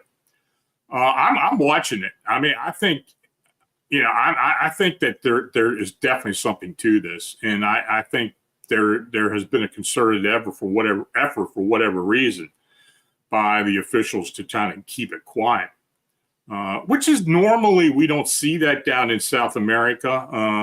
They're normally pretty open about that. So a lot of the UFO entity encounters associated with otherworldly activity in the Hispanic countries, especially down in South America, even in Spain, always have some type of CIA involvement with it for whatever reason. There's always something there where somebody will come out and say that someone from a U.S. agency was involved with it or seen as a result of the investigation. So I think the Americans are also involved with trying to keep a lot of this stuff quelled. How much government interference do you believe there is? I have a tough time believing that the government is known for a lot of this stuff or understands it. When it comes to UFOs, I do believe, but I'm not too sure about the cryptid world of the government hiding it.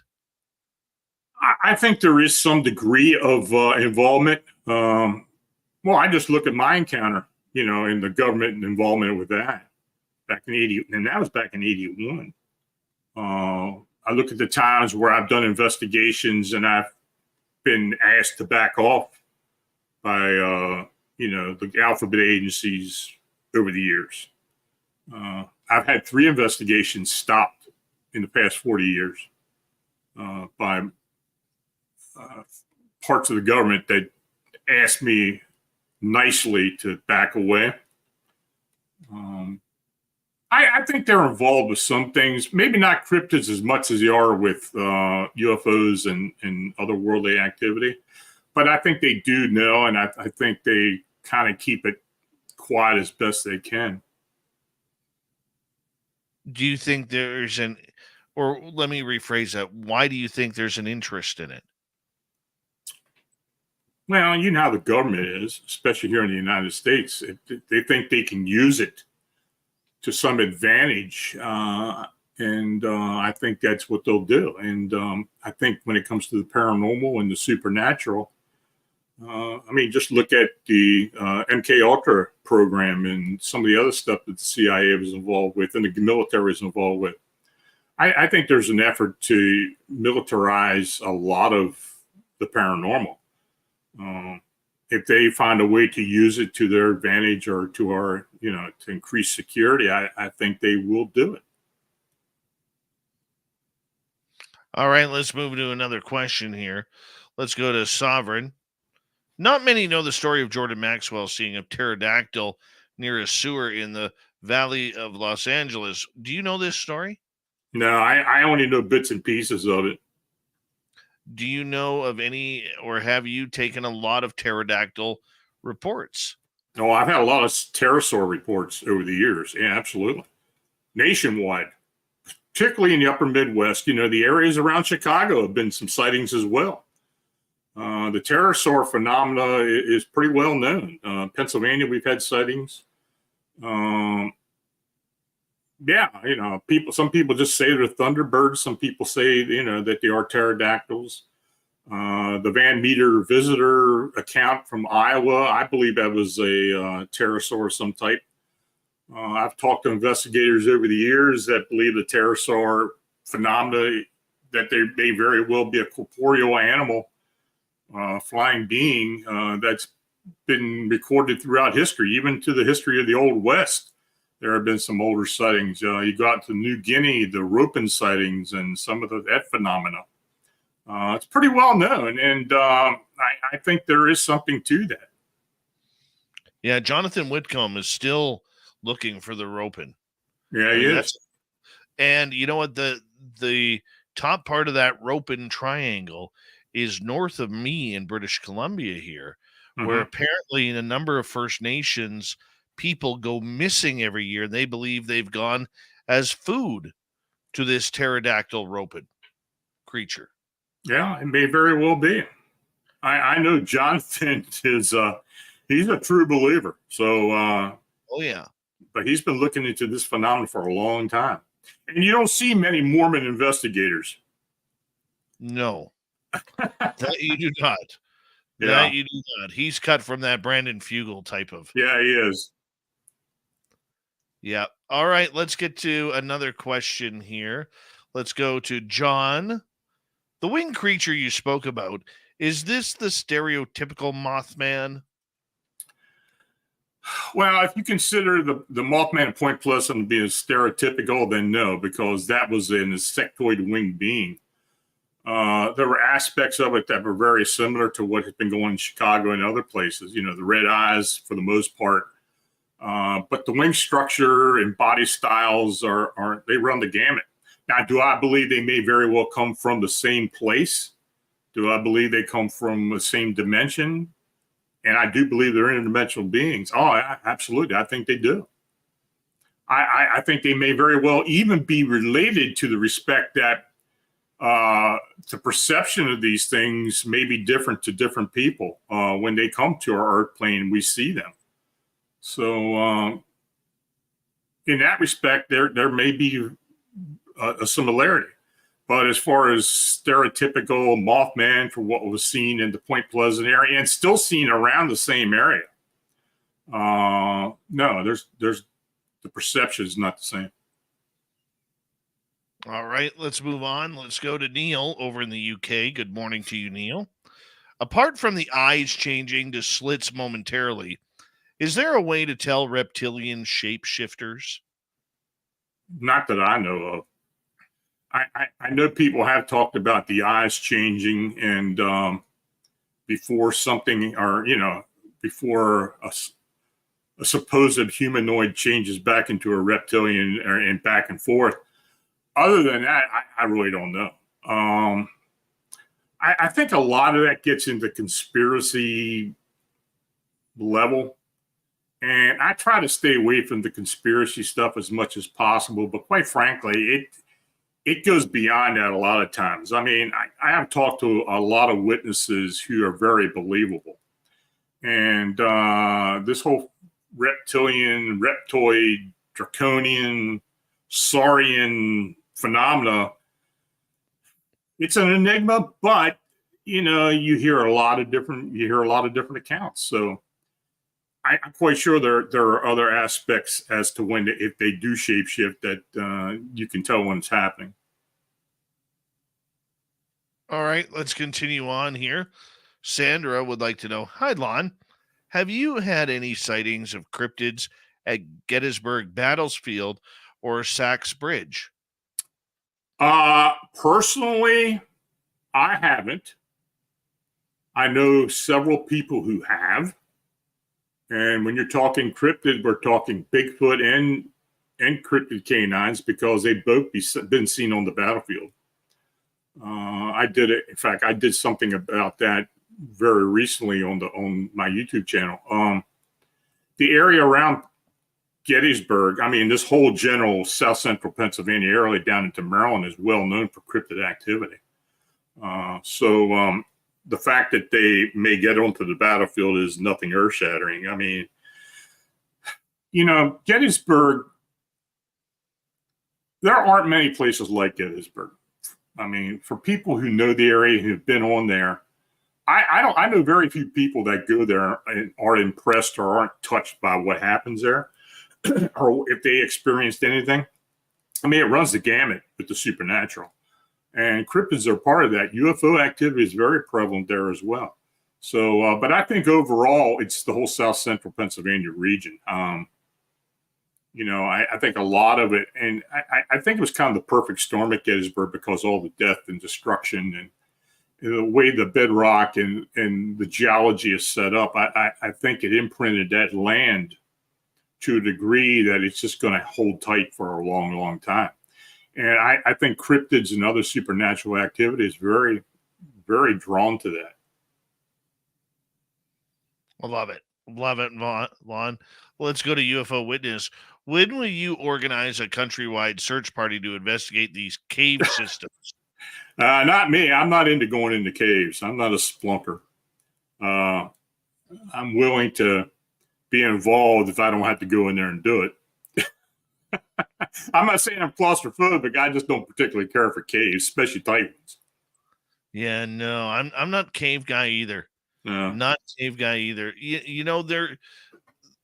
It's not just the fact that they may cave in, pun intended. Okay, it's the unknown of what you're going to experience, from psychotic homeless people to monsters to big cats like cougars and panthers, to bears and other wild animals that just don't want you in their area. There's a lot of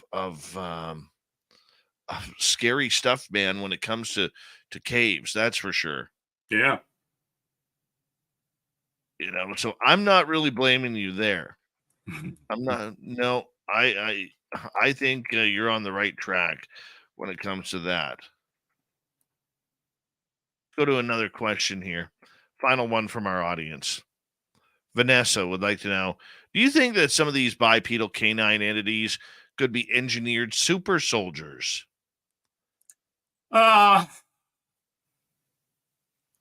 Again, here we are getting into the conspiracy part. I don't know. I mean, like I said before, I think if the government can use something like this to their advantage, I think they would.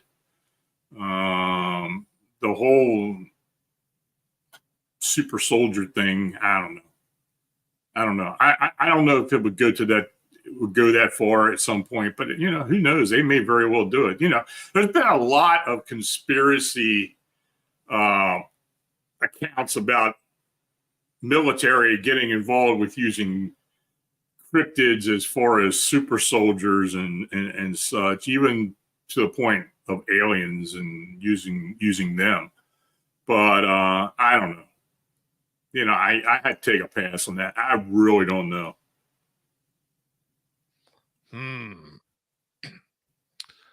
In regards to, the final couple months of the year here that we are about to enter, Uh-huh. do you look at the monsters of 2023 being a great year for what we've seen, or has it been an average year or a below average year? Your thoughts? Well, I think for certain cryptids, it's been a banner year. I mean, the cryptid canines has been a big year. As far as Mothman and Bigfoot, it's kind of been up and down, I guess. It depends on the area. I mean, out western Pennsylvania, and I talked to a lot of investigators out there, the Bigfoot activity's been off the wall. So there's a lot of sightings coming in now. How true a lot of that is, I really don't know. I can't really say much until I get an encounter report and I send it off to one of my people out there, and we get some information. I talk to Stan Gordon weekly, or get an email from him weekly about reports that he gets, and he's been busy. So in that respect, yeah, it's been pretty big. I guess 2023 has been above average. Right. And has it just been Dogman, Mothman, and Bigfoot? What are some of the obscure ones that have been seen? Oh, the knot deer is something that's shown itself more and more. A lot of areas where people congregate has been getting a lot of attention lately. The Appalachian Trail, areas where RV activity goes on, those seem to be some increased activity there. And the knot deer have been part of that. This knot deer phenomena, I don't really know what this is. People will say, well, you're just seeing a diseased deer or something that has some type of mutation. I don't think that's the case. I think there's something else going on. Well, I mean, all we can do is gather as much evidence as we can. But yeah, the activity on the Appalachian Trail has been pretty steady. We get a few reports from people on the trail. It's nothing for me to get a phone call from somebody who's on the trail that's seen this or seen that. So, yeah, we had a 10-foot tall Bigfoot seen on the Appalachian Trail about 50 miles north of me not long ago by a couple who were out there. So they didn't stick around long to do anything about it. I mean, they were going north, so they stayed on the trail. But yeah, I'm very near the Appalachian Trail. I mean, it runs just west of Gettysburg, so we do get some reports. What's your biggest shocker of 2023 so far? The one that's caught you off guard the most? Just the increase of the cryptic canines. That's the biggest one. I mean, we haven't seen activity like that since I've been really concentrating on it. It has been like this since, and even last year we had, in 2022, we had some interesting cases here in Pennsylvania. So it's been a 2-year thing. Unfortunately, it was not long. It started not long after Butch passed. So yeah, our boy Butch he'd have been in seventh heaven with all this stuff going on. Or he's causing it. Well, he may be causing it. I don't know. Damn. We'll see. Of course he is. He's the kind of guy who would do that. And I can hear him now. Shut up, Dave. Shut up. 1 minute to go, Lon, and I want to say a big thank you once again for coming on Spaced Out Radio and sharing your incredible stories from phantomsandmonsters.com. I mean, really, I believe your website is a true educational website for the unknown. And you got to be so proud of what you've accomplished over the years. I know you are. But do us a favor. Tell everybody what they find at phantomsandmonsters.com and where they can find your books. Well, you go to phantomsandmonsters.com. All my books are listed. The ones that are available, that are being published now, are available on Amazon. Just put Lon Strickler in the search and you'll find it. We got some audio books out there as well. And my YouTube channel is at Phantoms and Monsters Radio. Just search that. And of course, the Phantoms and Monsters Fortean research team, my boots on the ground team that look into all this crazy stuff that people are reporting. We do the best we can to try to get people out to witnesses and locations to where we can find the truth. Lon Strickler, Strange Days, wraps up once again. Happy birthday, Lon. And thank you. Hey, Steve Stockton from Among the Missing kicks off Hour 3. Then little Timmy Senor returns with a UFO report. Hour 3 is next. Great job, Lon. Great job, as per usual. Yeah, Well, it's always good to be on here with you, Dave. I try to keep you up to date on what's going on. Well, that you're the best. That's why we keep bringing you on, my man. We love you around here. So keep in contact. Let me know what's going on. Anything comes your way, up your way, I'll let you know. All right, buddy. You take care. Take care. Bye.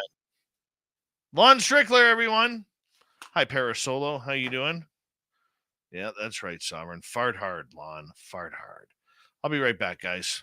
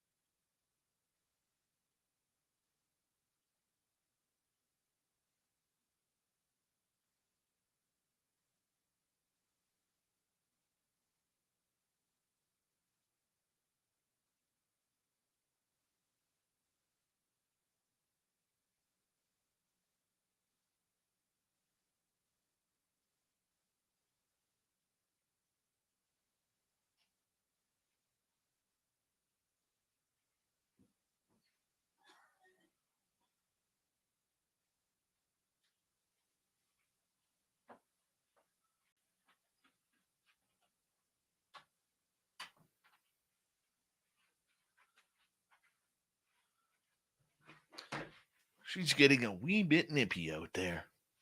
A wee bit nippy. Jennifer Metzger, welcome to SOR Chat. And let's see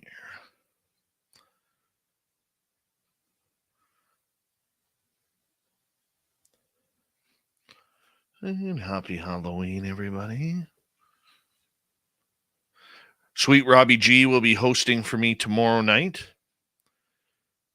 as I will be trick-or-treating with my son, And then right after that, I will be going on to my museum for a final tour for Halloween to try and conjure up the ghosts that live among us. Yes, terrible times. How you doing, man? Good to have you with us. Big thank you tonight to Louis Times 2 and Random Gee for the super chats. It's a wonderful way to support what we do on this show on a nightly basis. I haven't heard from El Ovni Volador in a long time, Derek. I don't know where the hell the guy is. I think he stayed in Vegas. Candy Wolf, thank you for joining us. Remember, you can shop at our Spaced Out Radio website, spacedoutradio.com. We do not have ugly swag, people. We have clothing that you'll actually want to wear. And put May 10th through 12th on your calendar. Why? At the Silver Legacy Casino and Resort in Reno, Nevada. Come hang out with us for the 3rd annual SOR fan party. Once again, May 10th through 12th. More details coming soon. Here we go.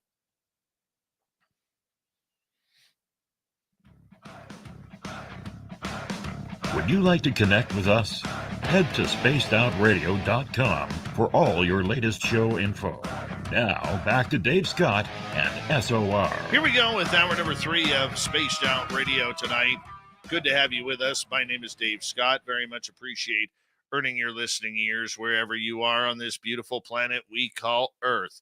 Hello to everyone listening in on our terrestrial affiliates around North America, digitally on Odyssey Radio, TalkStream Live, and KPNL. All of our archives are free. Join us at youtube.com/Spaced Out Radio. Do old Davey the favor, hit that subscribe button. The Desert Clam has set the password for tonight in the SOR Space Travelers Club. Nebelwerfer. Nebelwerfer is your password. Use it wisely, Space Travelers, as the Clam sets the password each and every night right here on Spaced Out Radio. Our website, spacedoutradio.com. We have a plethora of features for you. Rock out to Bumblefoot, read the news wire, check out our swag as well. Follow us on Twitter at Spaced Out Radio, Instagram at Spaced Out Radio Show, and you can join us on Patreon by joining the SOR Space Travelers Club. It is that time of the night where we say hello to Steve Stockton from Among the Missing and another creepy story. Hello, friends. Welcome to Among the Missing YouTube channel on Spaced Out Radio. I'm Steve Stockton, and I'm about to take you on an unbelievable journey of people just like you. Their stories and encounters will haunt us on Among the Missing.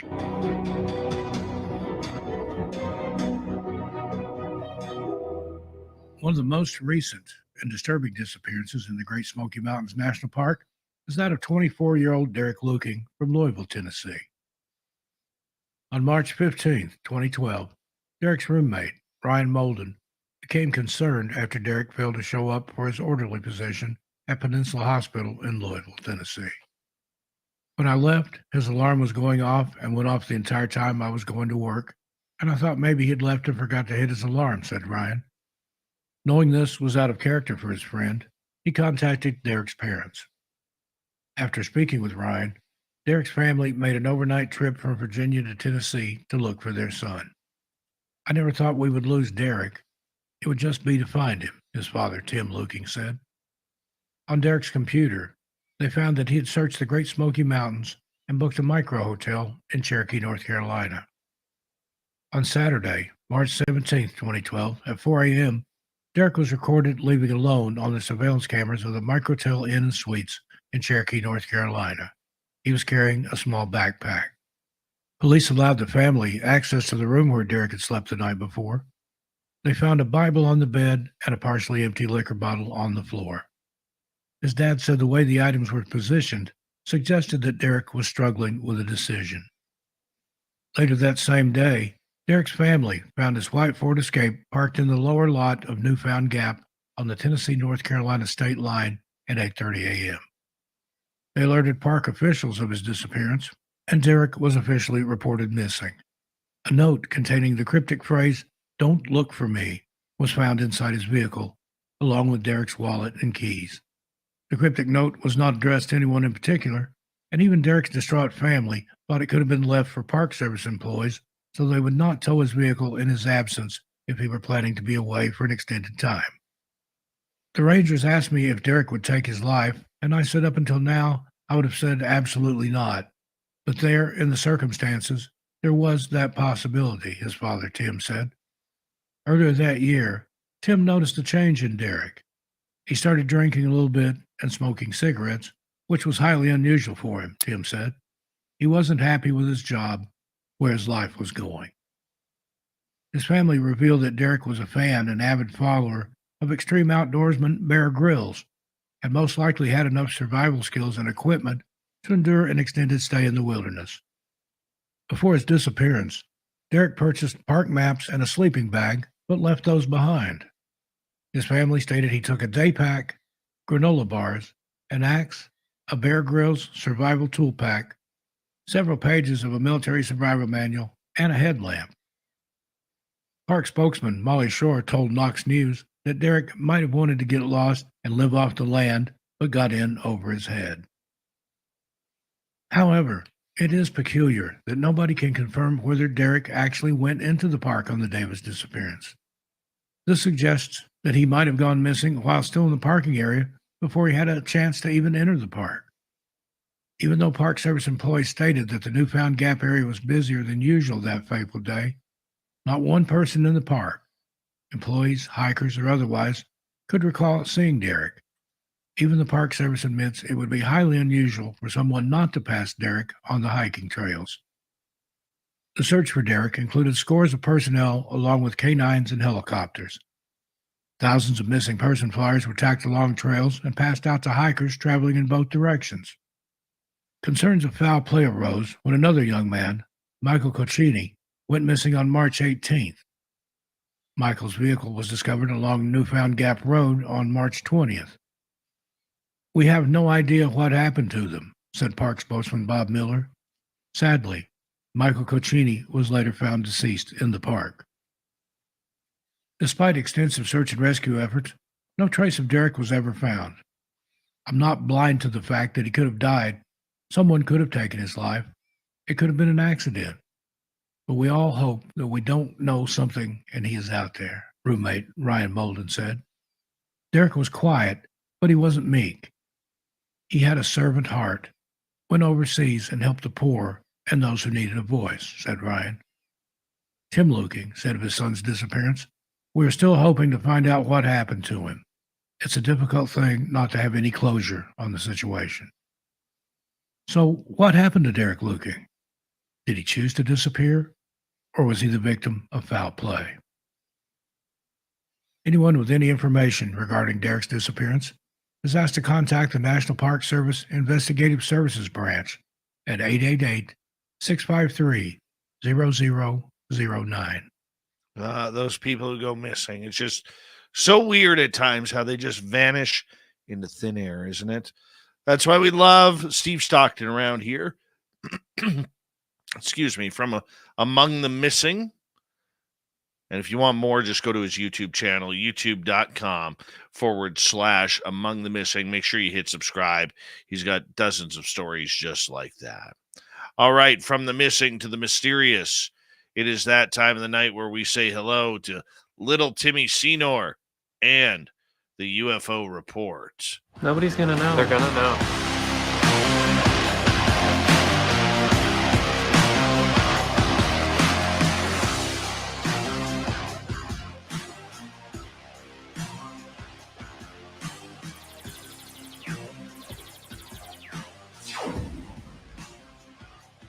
Big Bad Tim, it's always good to have you back here, my man. Thank you for popping on by. How was your Halloween so far? Happy Halloween, everyone, and happy Halloween, Dave. So far, pretty spooky. Pretty spooky, I think. Let's see. My kids are dressing up as like a diamond-covered bunny, like sparkly bunny, a piece of pepperoni pizza, which is going to be fun. And let's see, I'm going as Alex from The Clockwork Orange, if you're familiar with that film. So that'll be my look. And then I think we have a devil. I think someone else is going as the devil. So that'll be fun. And I'm not sure exactly. There's a couple of question marks still. But what about you? What are you dressing up as? Wait, don't tell me you're dressing up as the Great Pumpkin this year and you're going to rise up out of the pumpkin patch. No? No, I am not doing that. I'm not doing that at all. I'm gonna dress up like random guy, and I'm gonna tell everybody that they're wrong. There's no UFOs. There's no Area 51. There's no spy planes out there. There's nothing. You're all crazy, bunch of lunatics, and I don't have aliens. That's what I'm being for Halloween. Burn. Oh man. I love it. I love it. That's fun. No, but really, I can't even imagine. What are you dressing up as? Are you going as the Joker again this year? No, I was a piece of pizza last year. Were you a piece of pizza? No way. I was a piece of pizza. Actually last year I bought myself a Sasquatch outfit. Okay. And you've seen the Sasquatch outfit. I have. And I couldn't get the zipper up because my stomach was too big. So I dressed as a piece of pizza. Because that's an easy costume. It's just a big triangle with a hole in it, right? Exactly. Yeah. So this year I'm not doing that. You were stuffed crust pizza is what you were. I was stuffed crust pizza last year. Not even thin crust. Not even close to thin crust. Oh, I love it. I love every bit of this. This is so much fun. We should talk costumes more often. Sure. Extra cheese. Extra cheese also. Little sprinkle. Always about extra cheese with you. No matter what. Hey, you want to go to Tim Hortons, get a nice cab, Tim? Sure. Let's get some extra cheese with that as well. Extra cheese on it. You know me. That's right. That's right. All right. China and Russia ahead of the United States regarding UFOs. What's going on here, man? Yeah, and to add to that, does that potential garner the secrecy that surrounds the topic? Right? Because if that's true, obviously they're trying to hide it. So here in the United States, we know that dozens or more recovered UFOs have been claimed to be being studied by defense contractors. Now, sources claim that excessive secrecy is hindering and comprehensive understanding of the retrieved objects' enigmatic technology is being hidden. So, moreover, an expanded network of sources told us here that at least 30 whistleblowers familiar with these alleged UFO retrieval and analysis efforts have provided testimony to Congress. Now, the U.S. government's congressionally mandated UFO analysis office and the investigative watchdogs that oversee the U.S. Department of Defense and intelligence community have been working diligently, obviously, on keeping this a secret. So this obviously has been potentially what's been holding back the topic in the public eye, and also what has potentially kept this topic covert and technology out of the public eye. So reflecting on that, they are also considering now that within the secrecy and following the reporting that's been going on with the Senate Majority Leader Chuck Schumer, along with bipartisan groups of 5 other senators, introducing remarkable UFO-related legislation on the horizon. Reporting recently has been that China and Russia may also have retrieved UFOs.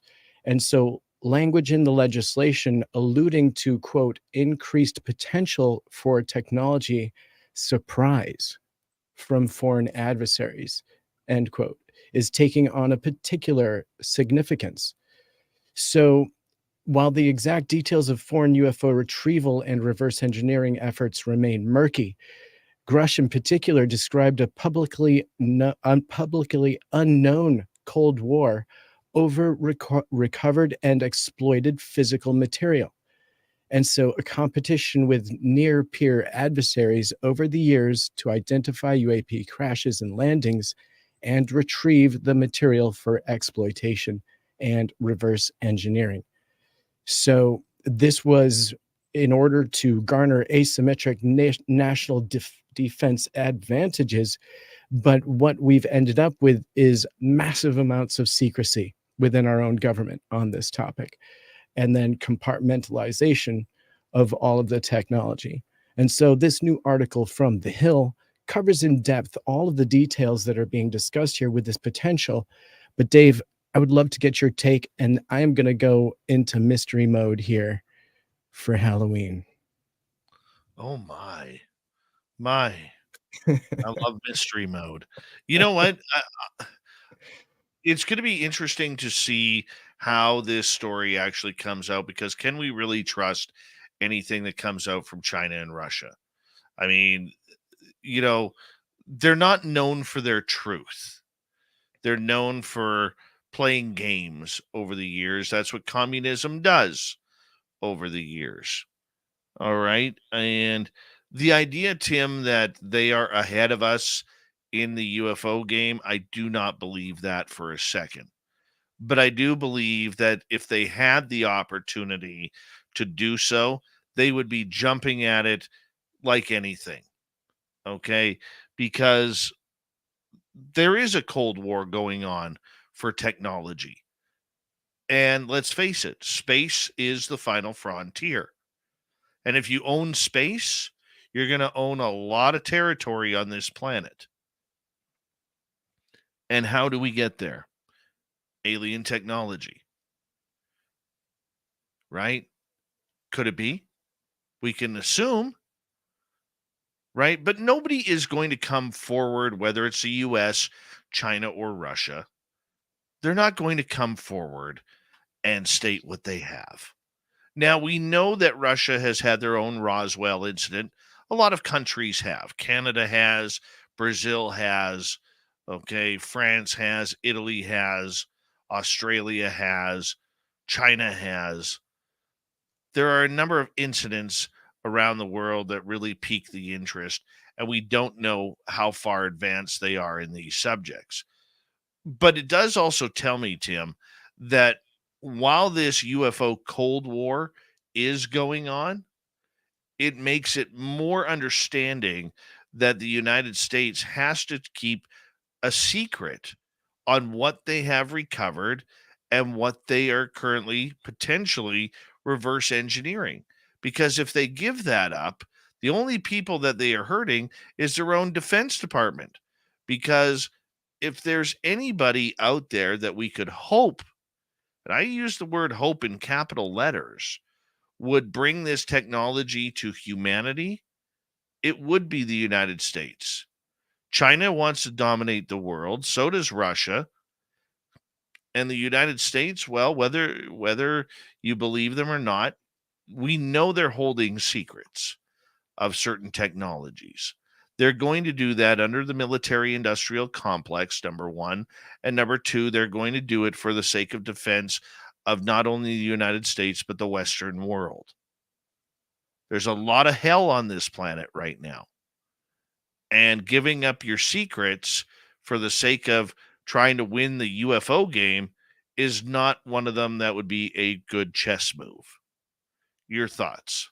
Yeah, I find it incredibly interesting, however, that they've used this as their cover for the blanket story, for so long. In fact, according to retired U.S. Army Colonel Carl Nell, who served alongside Grush in an early iteration of the U.S. government's contemporary UFO analysis efforts, Grush's assertion concerning the existence of a terrestrial arms race occurring sub rosa over the past 80 years focusing on reverse engineering of technologies of unknown origin is fundamentally correct. So these allegations from two former high-ranking defense officials in tandem with independent investigative reporting raises a host of national security questions and issues, just as you're saying. And clearly, Congress is paying attention. The Schumer-led legislation, for example, defines the, quote, non-human intelligence as any sentient intelligence, non-human life form, regardless of nature or ultimate origin, that may be presumed responsible. It's pretty in-depth, and that goes along with UFOs. So it's interesting to see how this, has been the blanket for them to not have to share any information because of the quote unquote UFO arms race that's been going on for 80 years. And now when we talk about it publicly, oh, it's in complete denial. And there's no way they'll admit to the existence of that. So if there's any hint of our competitors having an advantage, well, that just can't exist, really, Dave, because you and I both know UFOs don't exist. Well, of course they don't. Of course they don't. And once again, we are, this also goes to the argument that people are sick of me saying, what is a UFO and what is a UAP? And what are we chasing? Okay. Now, if it's UFO technology, look, there are so many secrets that the United States has in places like Area 51. We won't even see them in our lifetime, Tim. We will not see them in our lifetime. Aircraft that are flying today and the technologies that they are testing out today will be decades away from being made public, if ever, which is shameful.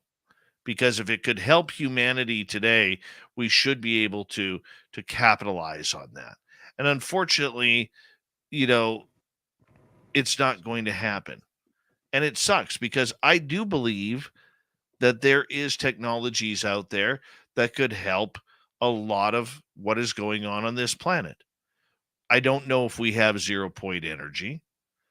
Okay. But if we have technology that could cheapen, let's say, flights from Vancouver to New York or New York to Australia or Toronto to Paris, why shouldn't we have that?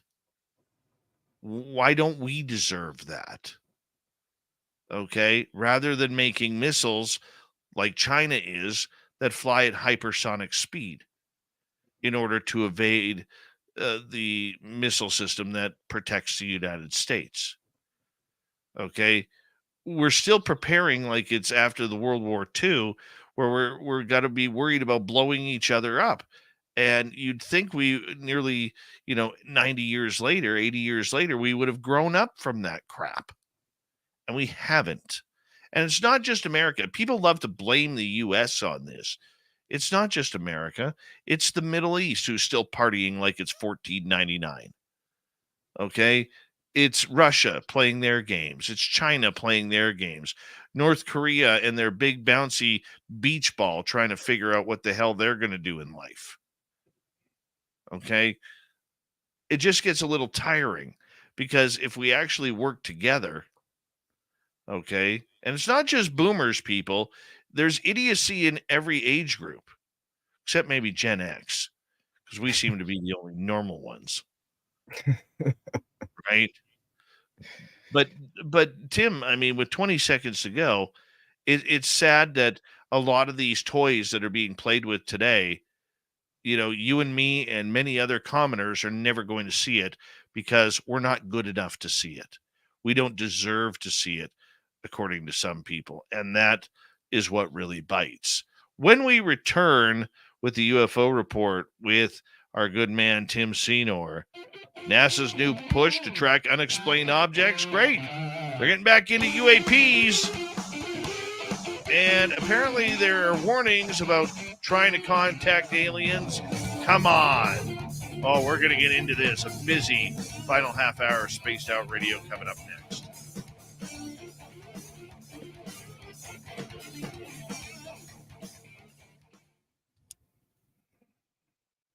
you doing, buddy? I'm so good. I'm going to give you a little pushback before we change topics when we come back, because I don't think all technologies have been hidden, and we can talk about that briefly. Yeah, no, things are good. It's been hectic here. Obviously, whenever there's a celebration about to happen in any way, shape, or form, madness.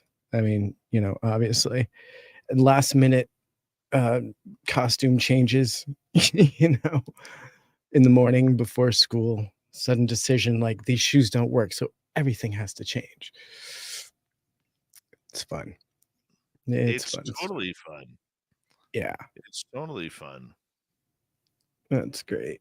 You guys all go out as a family, or does anyone stay home to hand out candy? We don't get any kids here. Do you guys go around? Everybody with kids goes into town and raids the city kid. Is that what you guys do? Oh, hell yeah. Nice. But I'm taking off right afterwards, and I'm heading straight to the museum as got my final tour of the year. Spooky night. That'll be a fun spooky night. It's going to be great. My friend came down the other night from his catwalk. Oh, interesting. Yeah. He came down from his catwalk and like running down the stairs like do. Do you film it? You never film on these tours, do you? No. Yeah, that's so we have a very we don't film upstairs at all because he doesn't like that, right? Yeah. And so he came running down the stairs, and I turned and I looked toward. I never saw him, but I knew he was there, and I turned. I said, "Get back up your catwalk." I said, "What the hell are you doing?" I said, "We got a deal here. We're holding up our end of the bargain. You go get back up there and hold up yours."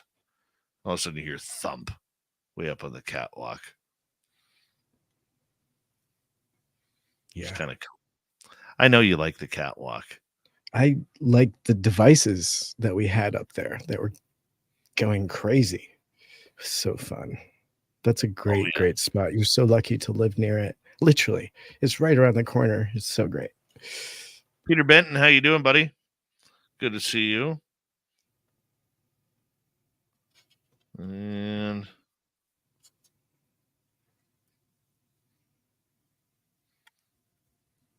little Jimmy Goodall's here. Look at little Jimmy Goodall. Look at that. He's been at the black mailbox. I've been at the black mailbox. Yeah. Yep, there. We've had our photo up there. Not the original location of the black mailbox, but definitely a really photogenic location to put it. Still takes you to the mountains of the 51, man. Yeah, and just know, Jim, every photograph that you're taking there at the mailbox, it's taking of you. That's right. It's looking back. Right. I can't wait to go there again. Indeed. Yeah. Talk about a strange part of the world. It's just eerie out there, isn't it? Out by Area 51, anywhere on that stretch of desert. It's just weird. Alien highway action. I know, right? Crazy times. Yeah. If you've never driven out there, it is worth the drive. Look at this. Cherry Pepsi Mike dropping one on Jim. Jim Goodall is a veteran of the catwalk. Oh, yeah. I love it. Oh, you know that's right. That's right. How many books has Jim written? Is it Dry Toast, the best name on YouTube? How you doing? I don't know, but at some point, I'm really surprised we haven't seen Jim Goodall on the cover of Playgirl. I'm surprised. Or Playboy even. Why not? I mean, there's like dudes on there sometimes as like total studs. I could see that. Or at least an interview in Playboy. I could see that. He's that guy that gives the interviews. I love it. Yep. Jim Goodall, centerfold of Playgirl magazine, December 2023. It's coming. Imagine the size of the fig leaf they'd have to Oh, use. fig Oh, Oh my God. Tokeland and Nikki in Seattle. How you oh, doing? toe curlingly cringe. Oh yeah. All right. Big thank you to Louis times 2 and Random Guy for the super chats tonight. Very much appreciate the love. Don't forget to shop at our store, spacedoutradio.com. We do not have ugly swag, people. Nothing ugly there. Here we go.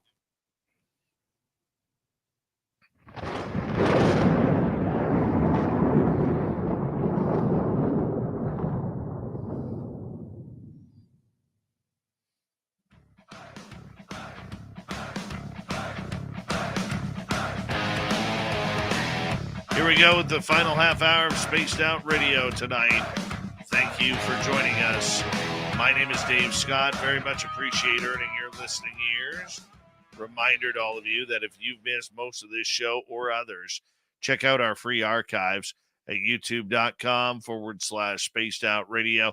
Do old Davey the favor, hit that subscribe button. Our website, spacedoutradio.com. We have a plethora of features for you. Rock out to Bumblefoot, read the Newswire, check out our swag. Follow us on Twitter at Spaced Out Radio, Instagram, Spaced Out Radio Show, and you can join us on the Space Travelers Club on Patreon. Here we go. Tim Senor, the UFO report continues right after this. Well, actually, it kind of continues right now, but I just said the wrong thing. Tim, welcome back, my man. And we are going to talk about my favorite group, NASA. And, you know, I was on with Walter Sterling last night, Sterling on Sundays right across the United States. And we were talking about NASA. And I'm telling you, he thinks NASA's lying to us too. He does. Wow. Do you believe? Wow. Yeah. That's unbelievable. I know you guys aren't necessarily fans of NASA, and that's fine. You know, we're all do our own opinion. Recently, David Spergel did an interview and gave us a little backstory on why he decided to join up and become the chair, sitting on this panel of the independent study looking into UAP. In a quote, he says, "It wasn't something I had any plans to do, but NASA has done a lot for my career. And when they ask for something, you go to help out." So sounds pretty casual as far as a decision goes. Kind of a big deal, though. You know, once he got into that seat, he may have had second thoughts on that casual and spontaneous decision. Because as you and I know, Dave, it's actually a really deep and kind of an unanswerable question that once you get into, if you're looking for the truth, there really is quite a rabbit hole to go down. So the team issued its final report last month, concluding that although there's no evidence of aliens having visited Earth, there are plenty of unusual phenomenon, and some natural and some are human-made, and they're all in the skies above us. And the more data that's collected to report, well, the better equipped scientists will be to understand the phenomenon. So the same day NASA announced its new director of UAP research, Mark McInerney, who was previously the agency's liaison with the Defense Department on UAP matters. With that, Spergel and the rest of his team returned to their regular research, saying that we have fulfilled our charter.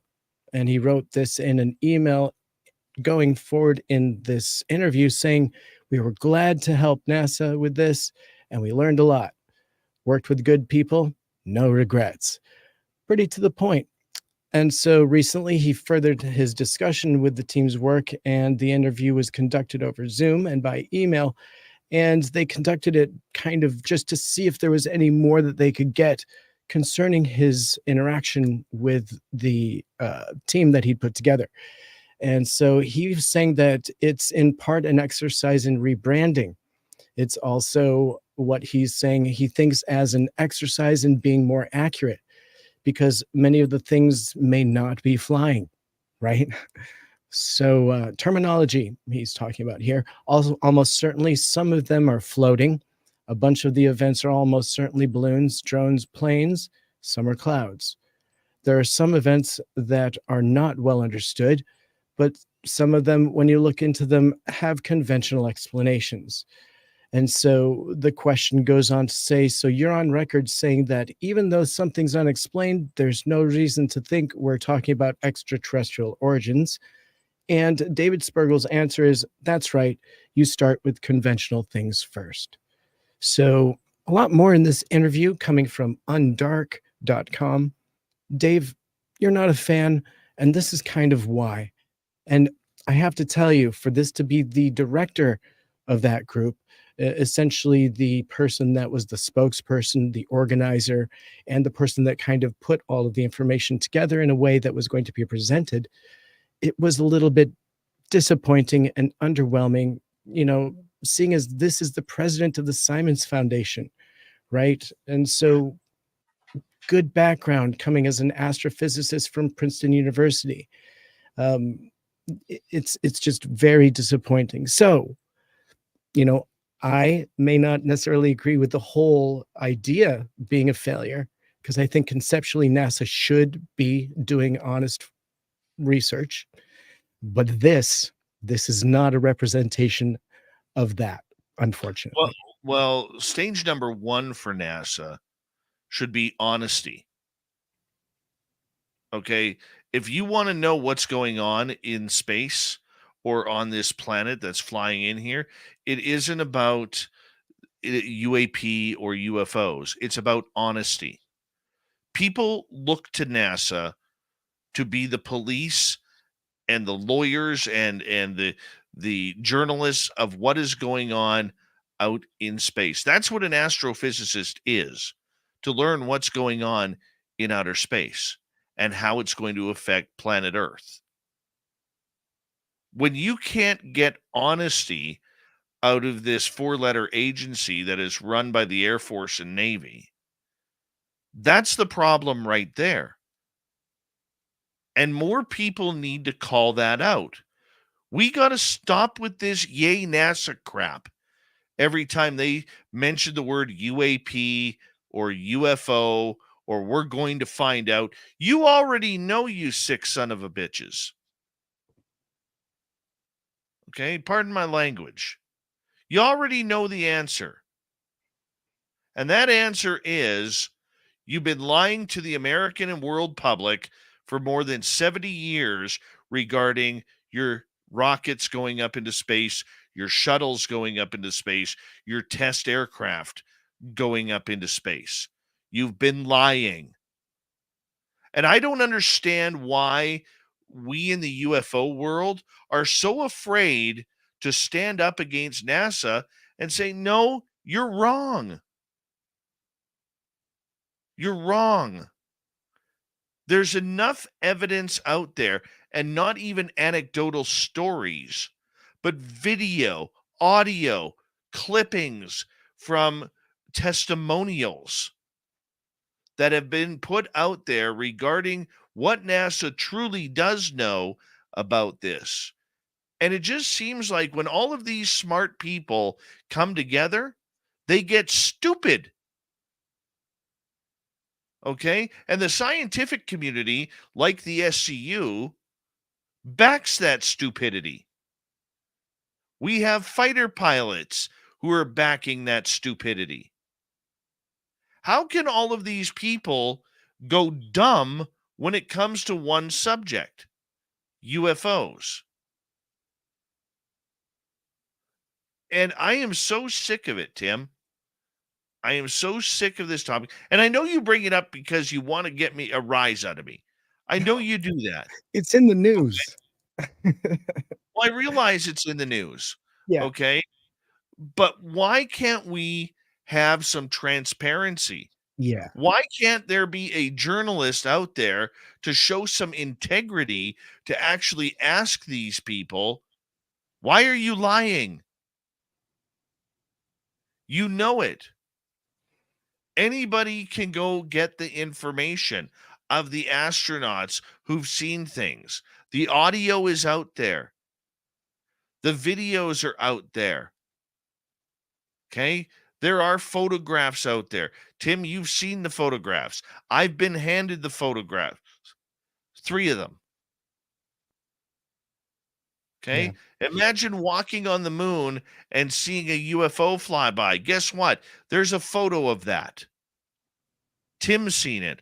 I have seen it. Yeah. He kind of addresses this question. So I'll read the question, which is, do you worry that some people will think that if NASA is paying attention to UAPs, then it's lending legitimacy to speculation about aliens and flying saucers? So this is kind of what we're talking about. His I wanna answer. address Sorry, Okay. let me just address something from our chat room here. Sure. And this isn't a shot at Vanessa in our chat room on YouTube. She goes, Dave, you're full of hate for that 4-letter word being NASA.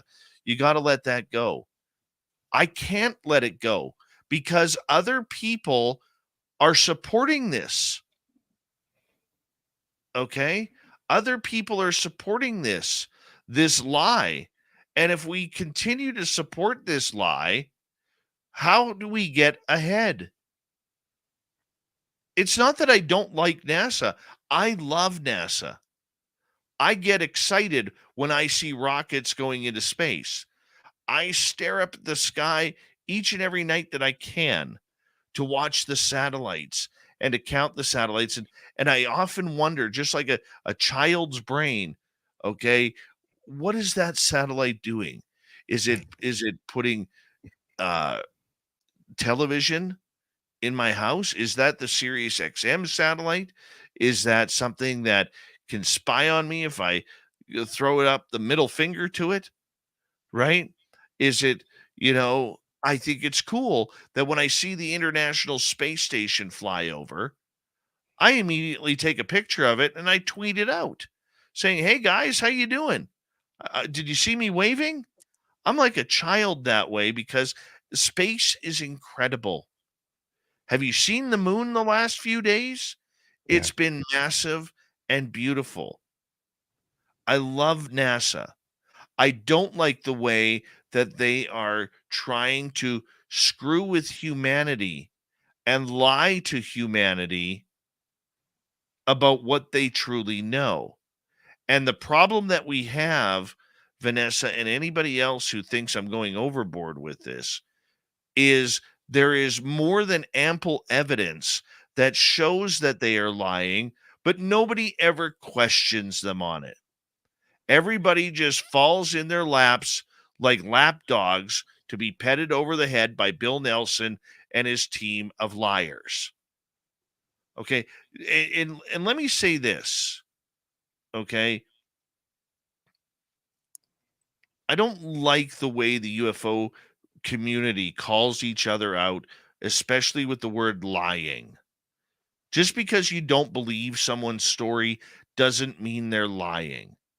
But when it comes to NASA, we have caught them in the lies. We have caught them false or making false claims and false stories. And nobody ever questions them about it. It's like we're not allowed to question them, because we all wear the scarlet letter of the UFO community and they don't have to answer to us. And yet we're the only ones, not Spaced Out Radio, but the UFO community are the only ones smart enough to pose the questions about what happened with Gemini? What happened with Mercury and Apollo? What about the X-15 pilot? What about your other test pilots who saw things? What about John Glenn? Bill Cooper?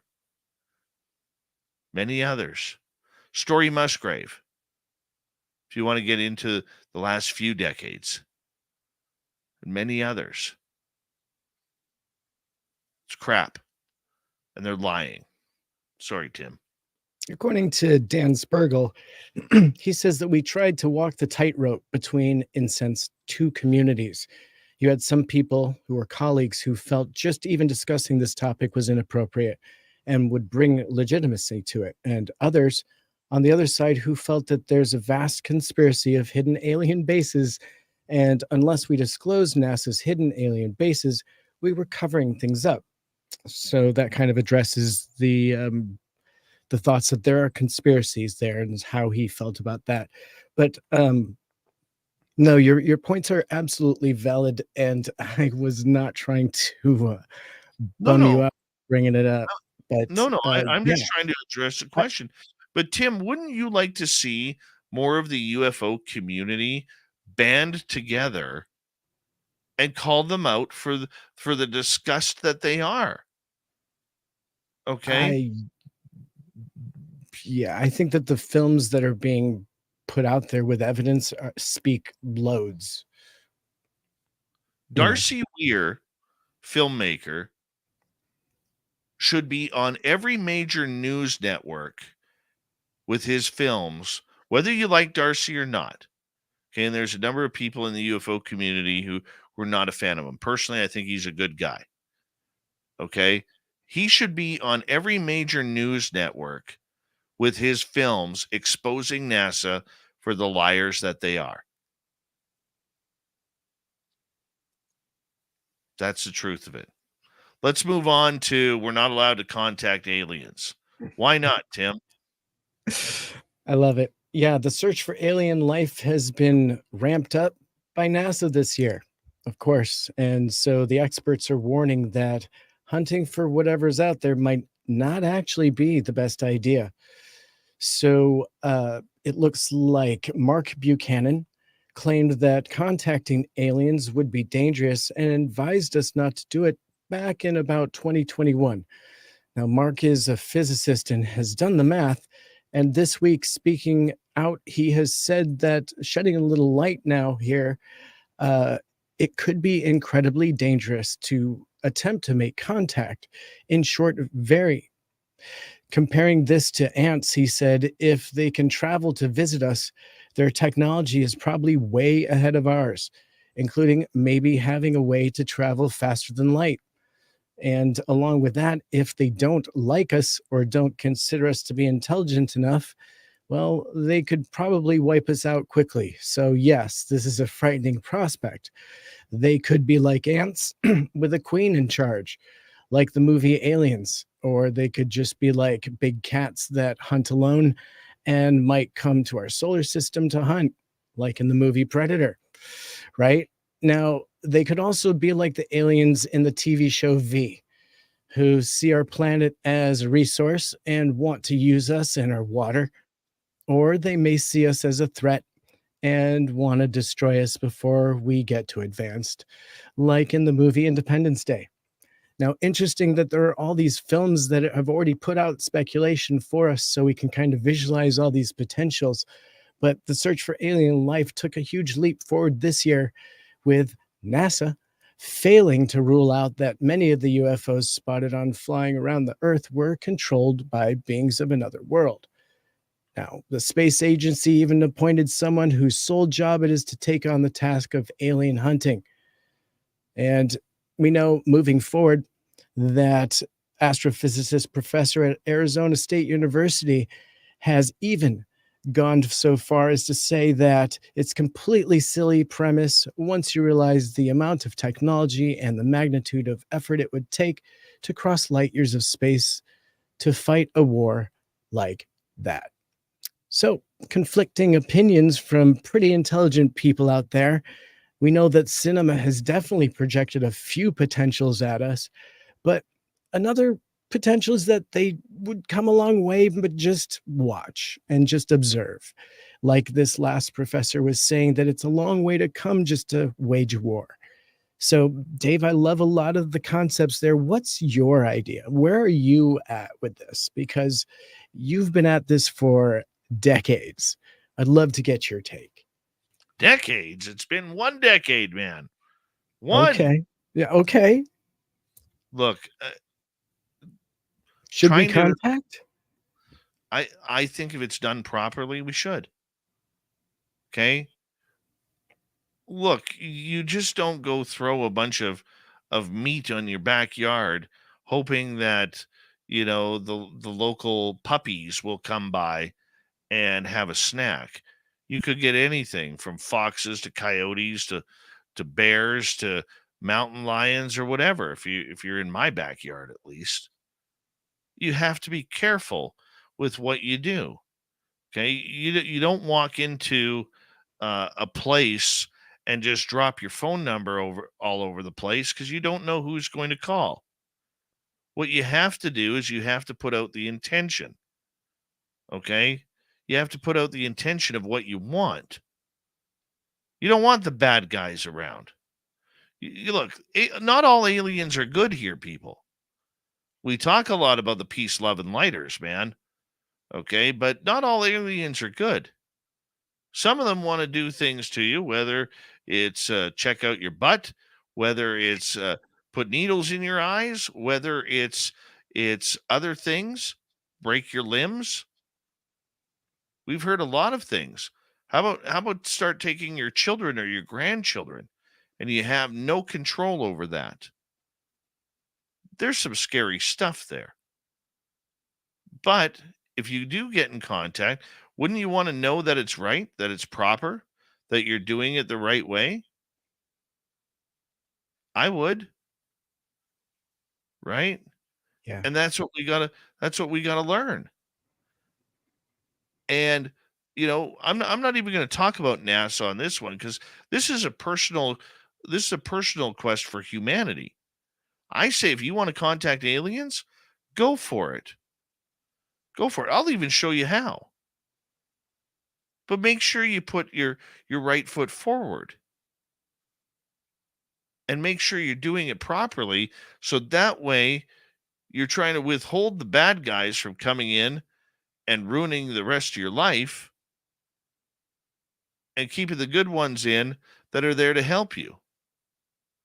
It's very angelic. It's a very weird thing.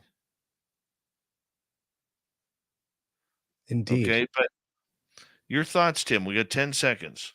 Oh, yeah. I just want to think further. If we're sending out signals into space and hopefully they're, interpreting it properly, I always wonder, how we send whale calls out to try and attract whales. Absolutely.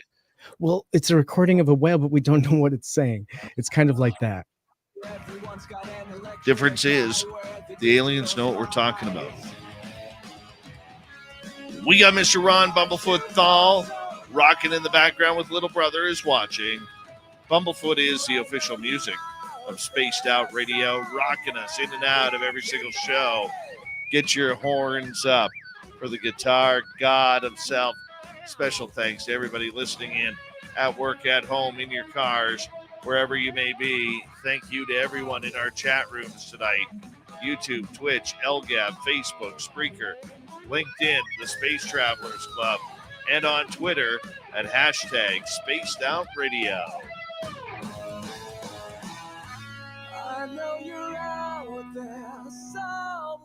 Remember, this show is copyright by Spaced Out Radio and SOR Media Ventures Limited.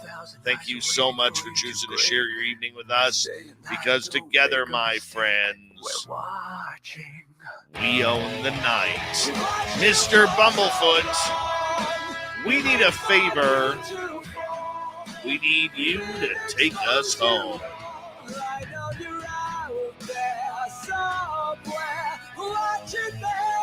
Yes, the Woo train has docked for the night. But soon, my friends, we shall ride again. Your seats are always available. Your tickets never expire. And if you want to bring a friend, we've got room for them too. Good night.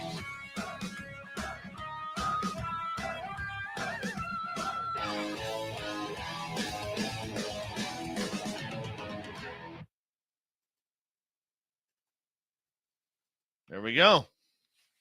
Got that one out of the way, didn't we? Good job, people. You did well tonight, audience. Great questions.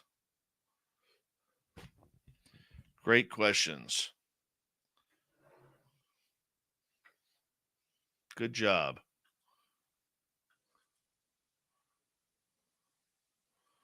All right, let's go here.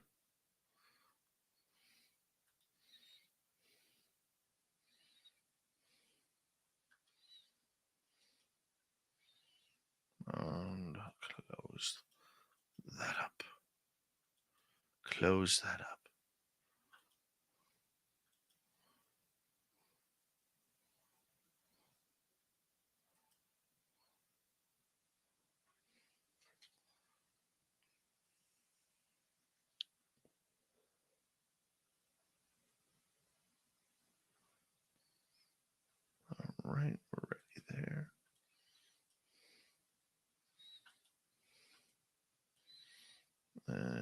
Let's close some of this up.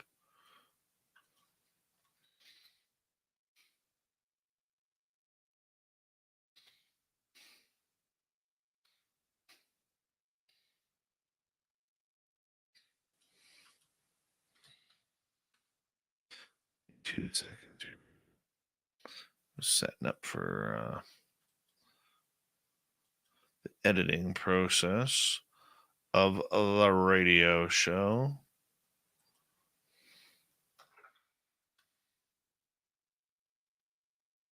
Hey, Cherry Pepsi Mike, what are you doing up this late tonight, man?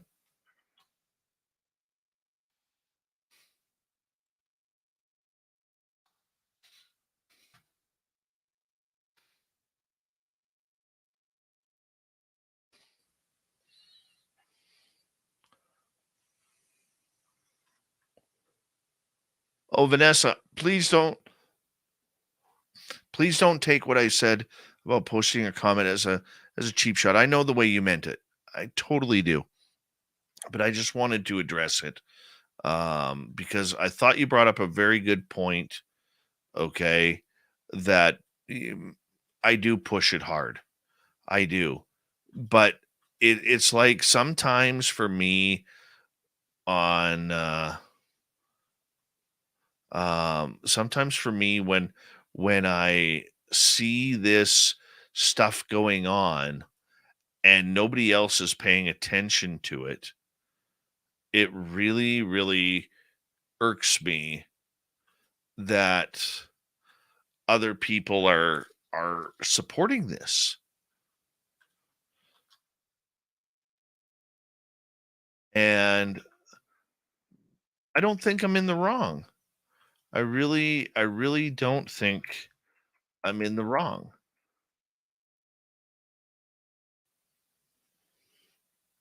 Maybe I am. Don't know. Don't know. I don't think so, though. Not on this one.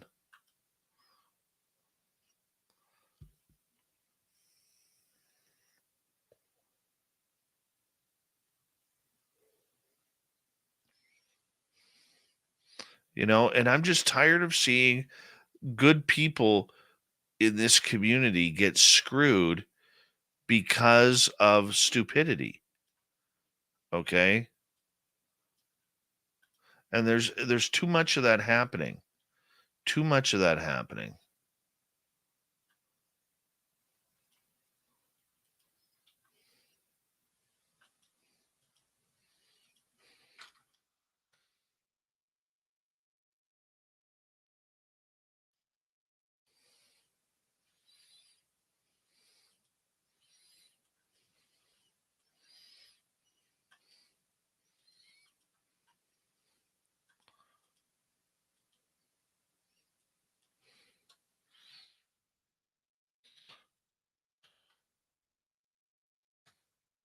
Jennifer Patterson, how you doing? Philippe Baca, what's happening?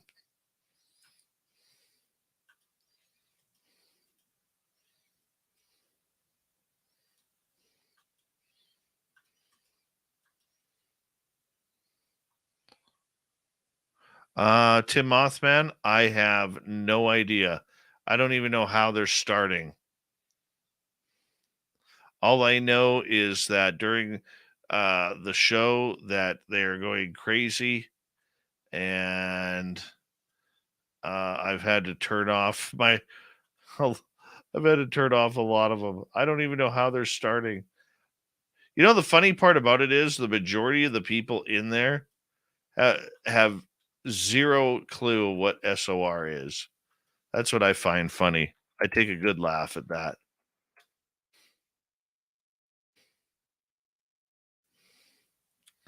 And trust me, I've been trying to figure out how to shut down a few of those.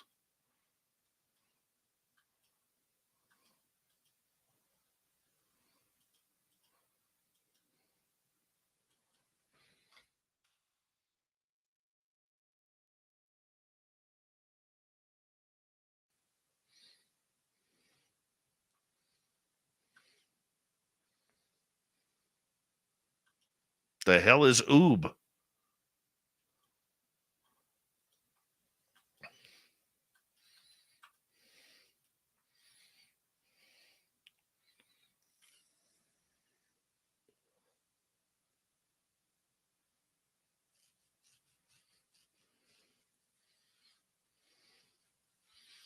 Boy, the beard's getting thick.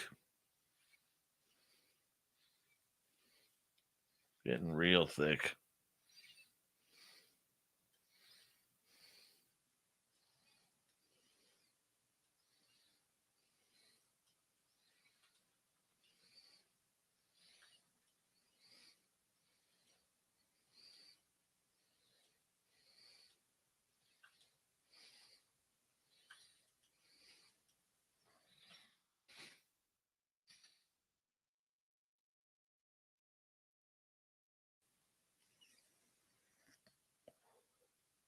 I'm not going to lie, Cherry Pepsi Mike. The Randy Quaid body double jokes make me laugh.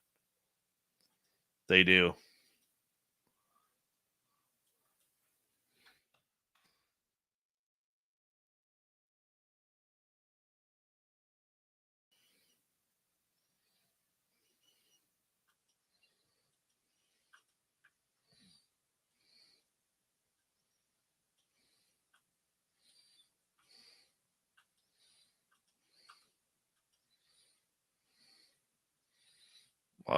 Right on, Oob.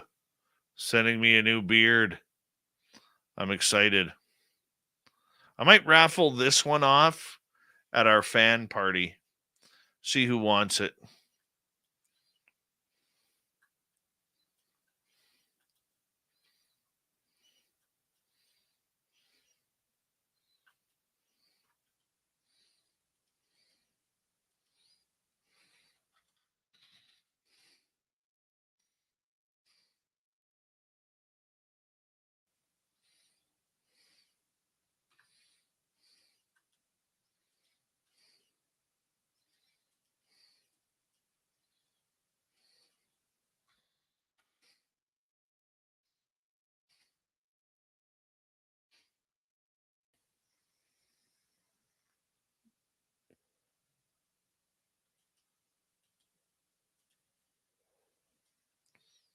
I'm so excited. My dad arrived today.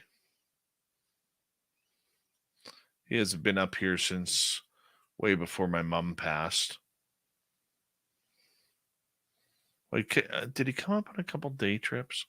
Yeah, he came up on a couple of day trips, but only stayed for a few hours. But he's actually sleeping upstairs right now. So excited. Don't worry about him.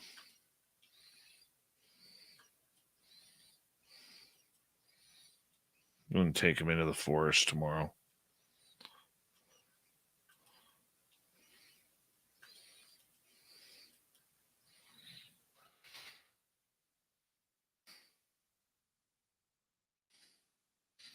Yeah, I'm pretty happy with that.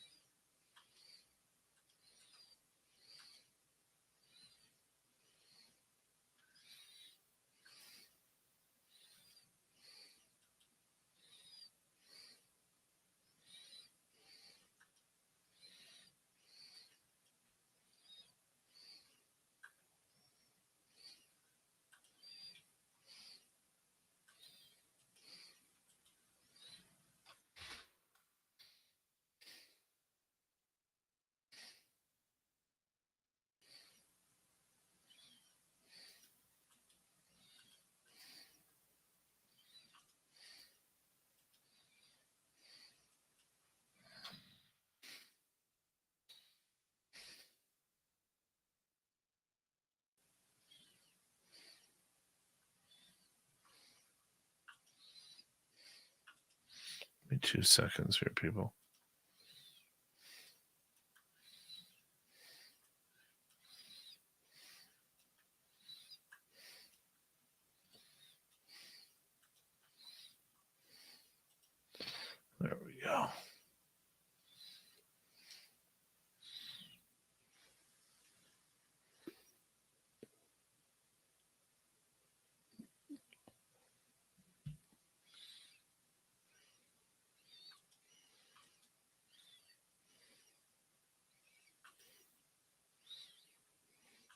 John Russell tomorrow night will be coming on the show with Rob, as he will be talking paranormal stories all night long.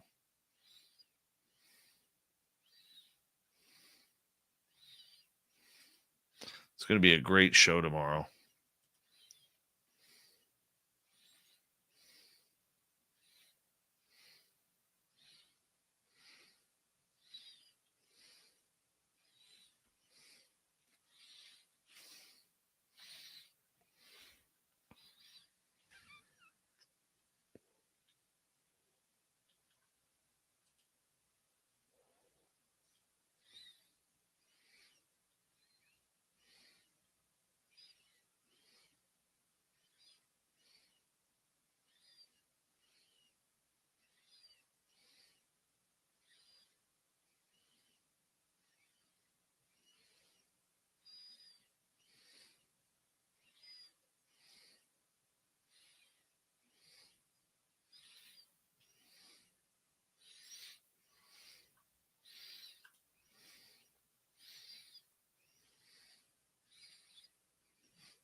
Thanks, Jack Quellen. Hamel. Jay Quellen. Hamel.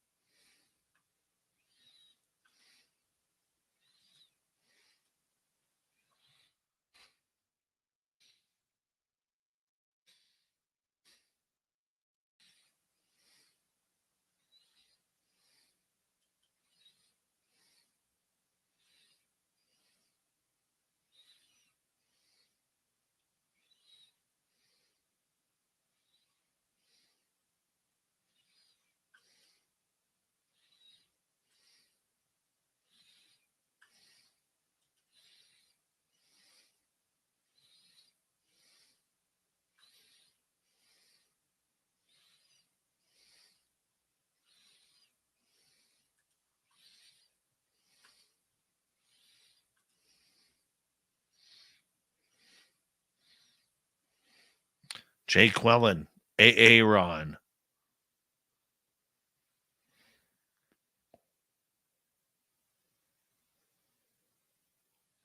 It's one of the greatest pieces of comedy in the last 20 years.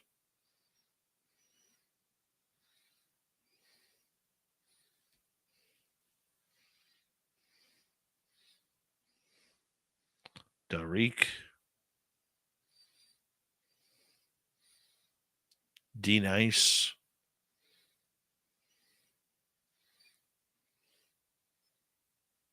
Go visit Oshag Hennessy.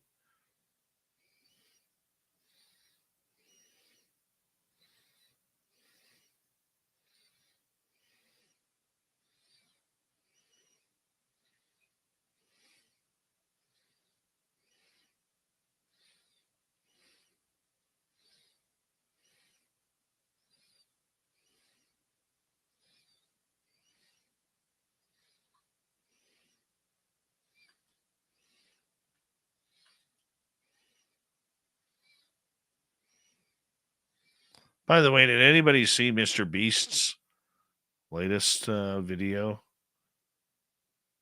Trying to run through the gamut of laser beams in order to collect $250,000. It's pretty cool.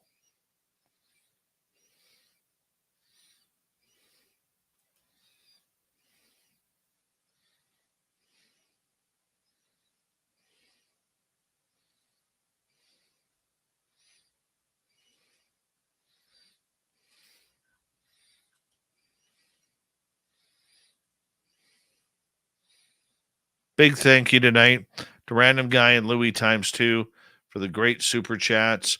Don't forget you can shop at our store, spacedoutradio.com. Great swag there. Nothing ugly. And of course, May 10th through 12th, 2024. Mark it on your calendar. We want to see you all at the fan party in Reno, Nevada at the Silver Legacy Casino and Resort. We're going to have a great time there. You can all tug along on Tim Mothman's goatee while you're there. And tomorrow night, once again, our good friend Robbie G is going to be filling in for me while I am off trick-or-treating with my son and then doing a ghost tour tomorrow night at my local museum, the final one of the year. And so I'm going to take a rare night off, but I promise you I will be back on Wednesday night. We got a great week this week. Fantastic week. So thank you, everybody. Much love. We'll talk to you tomorrow night. Well, I'll talk to you Wednesday, but Rob will talk to you tomorrow night.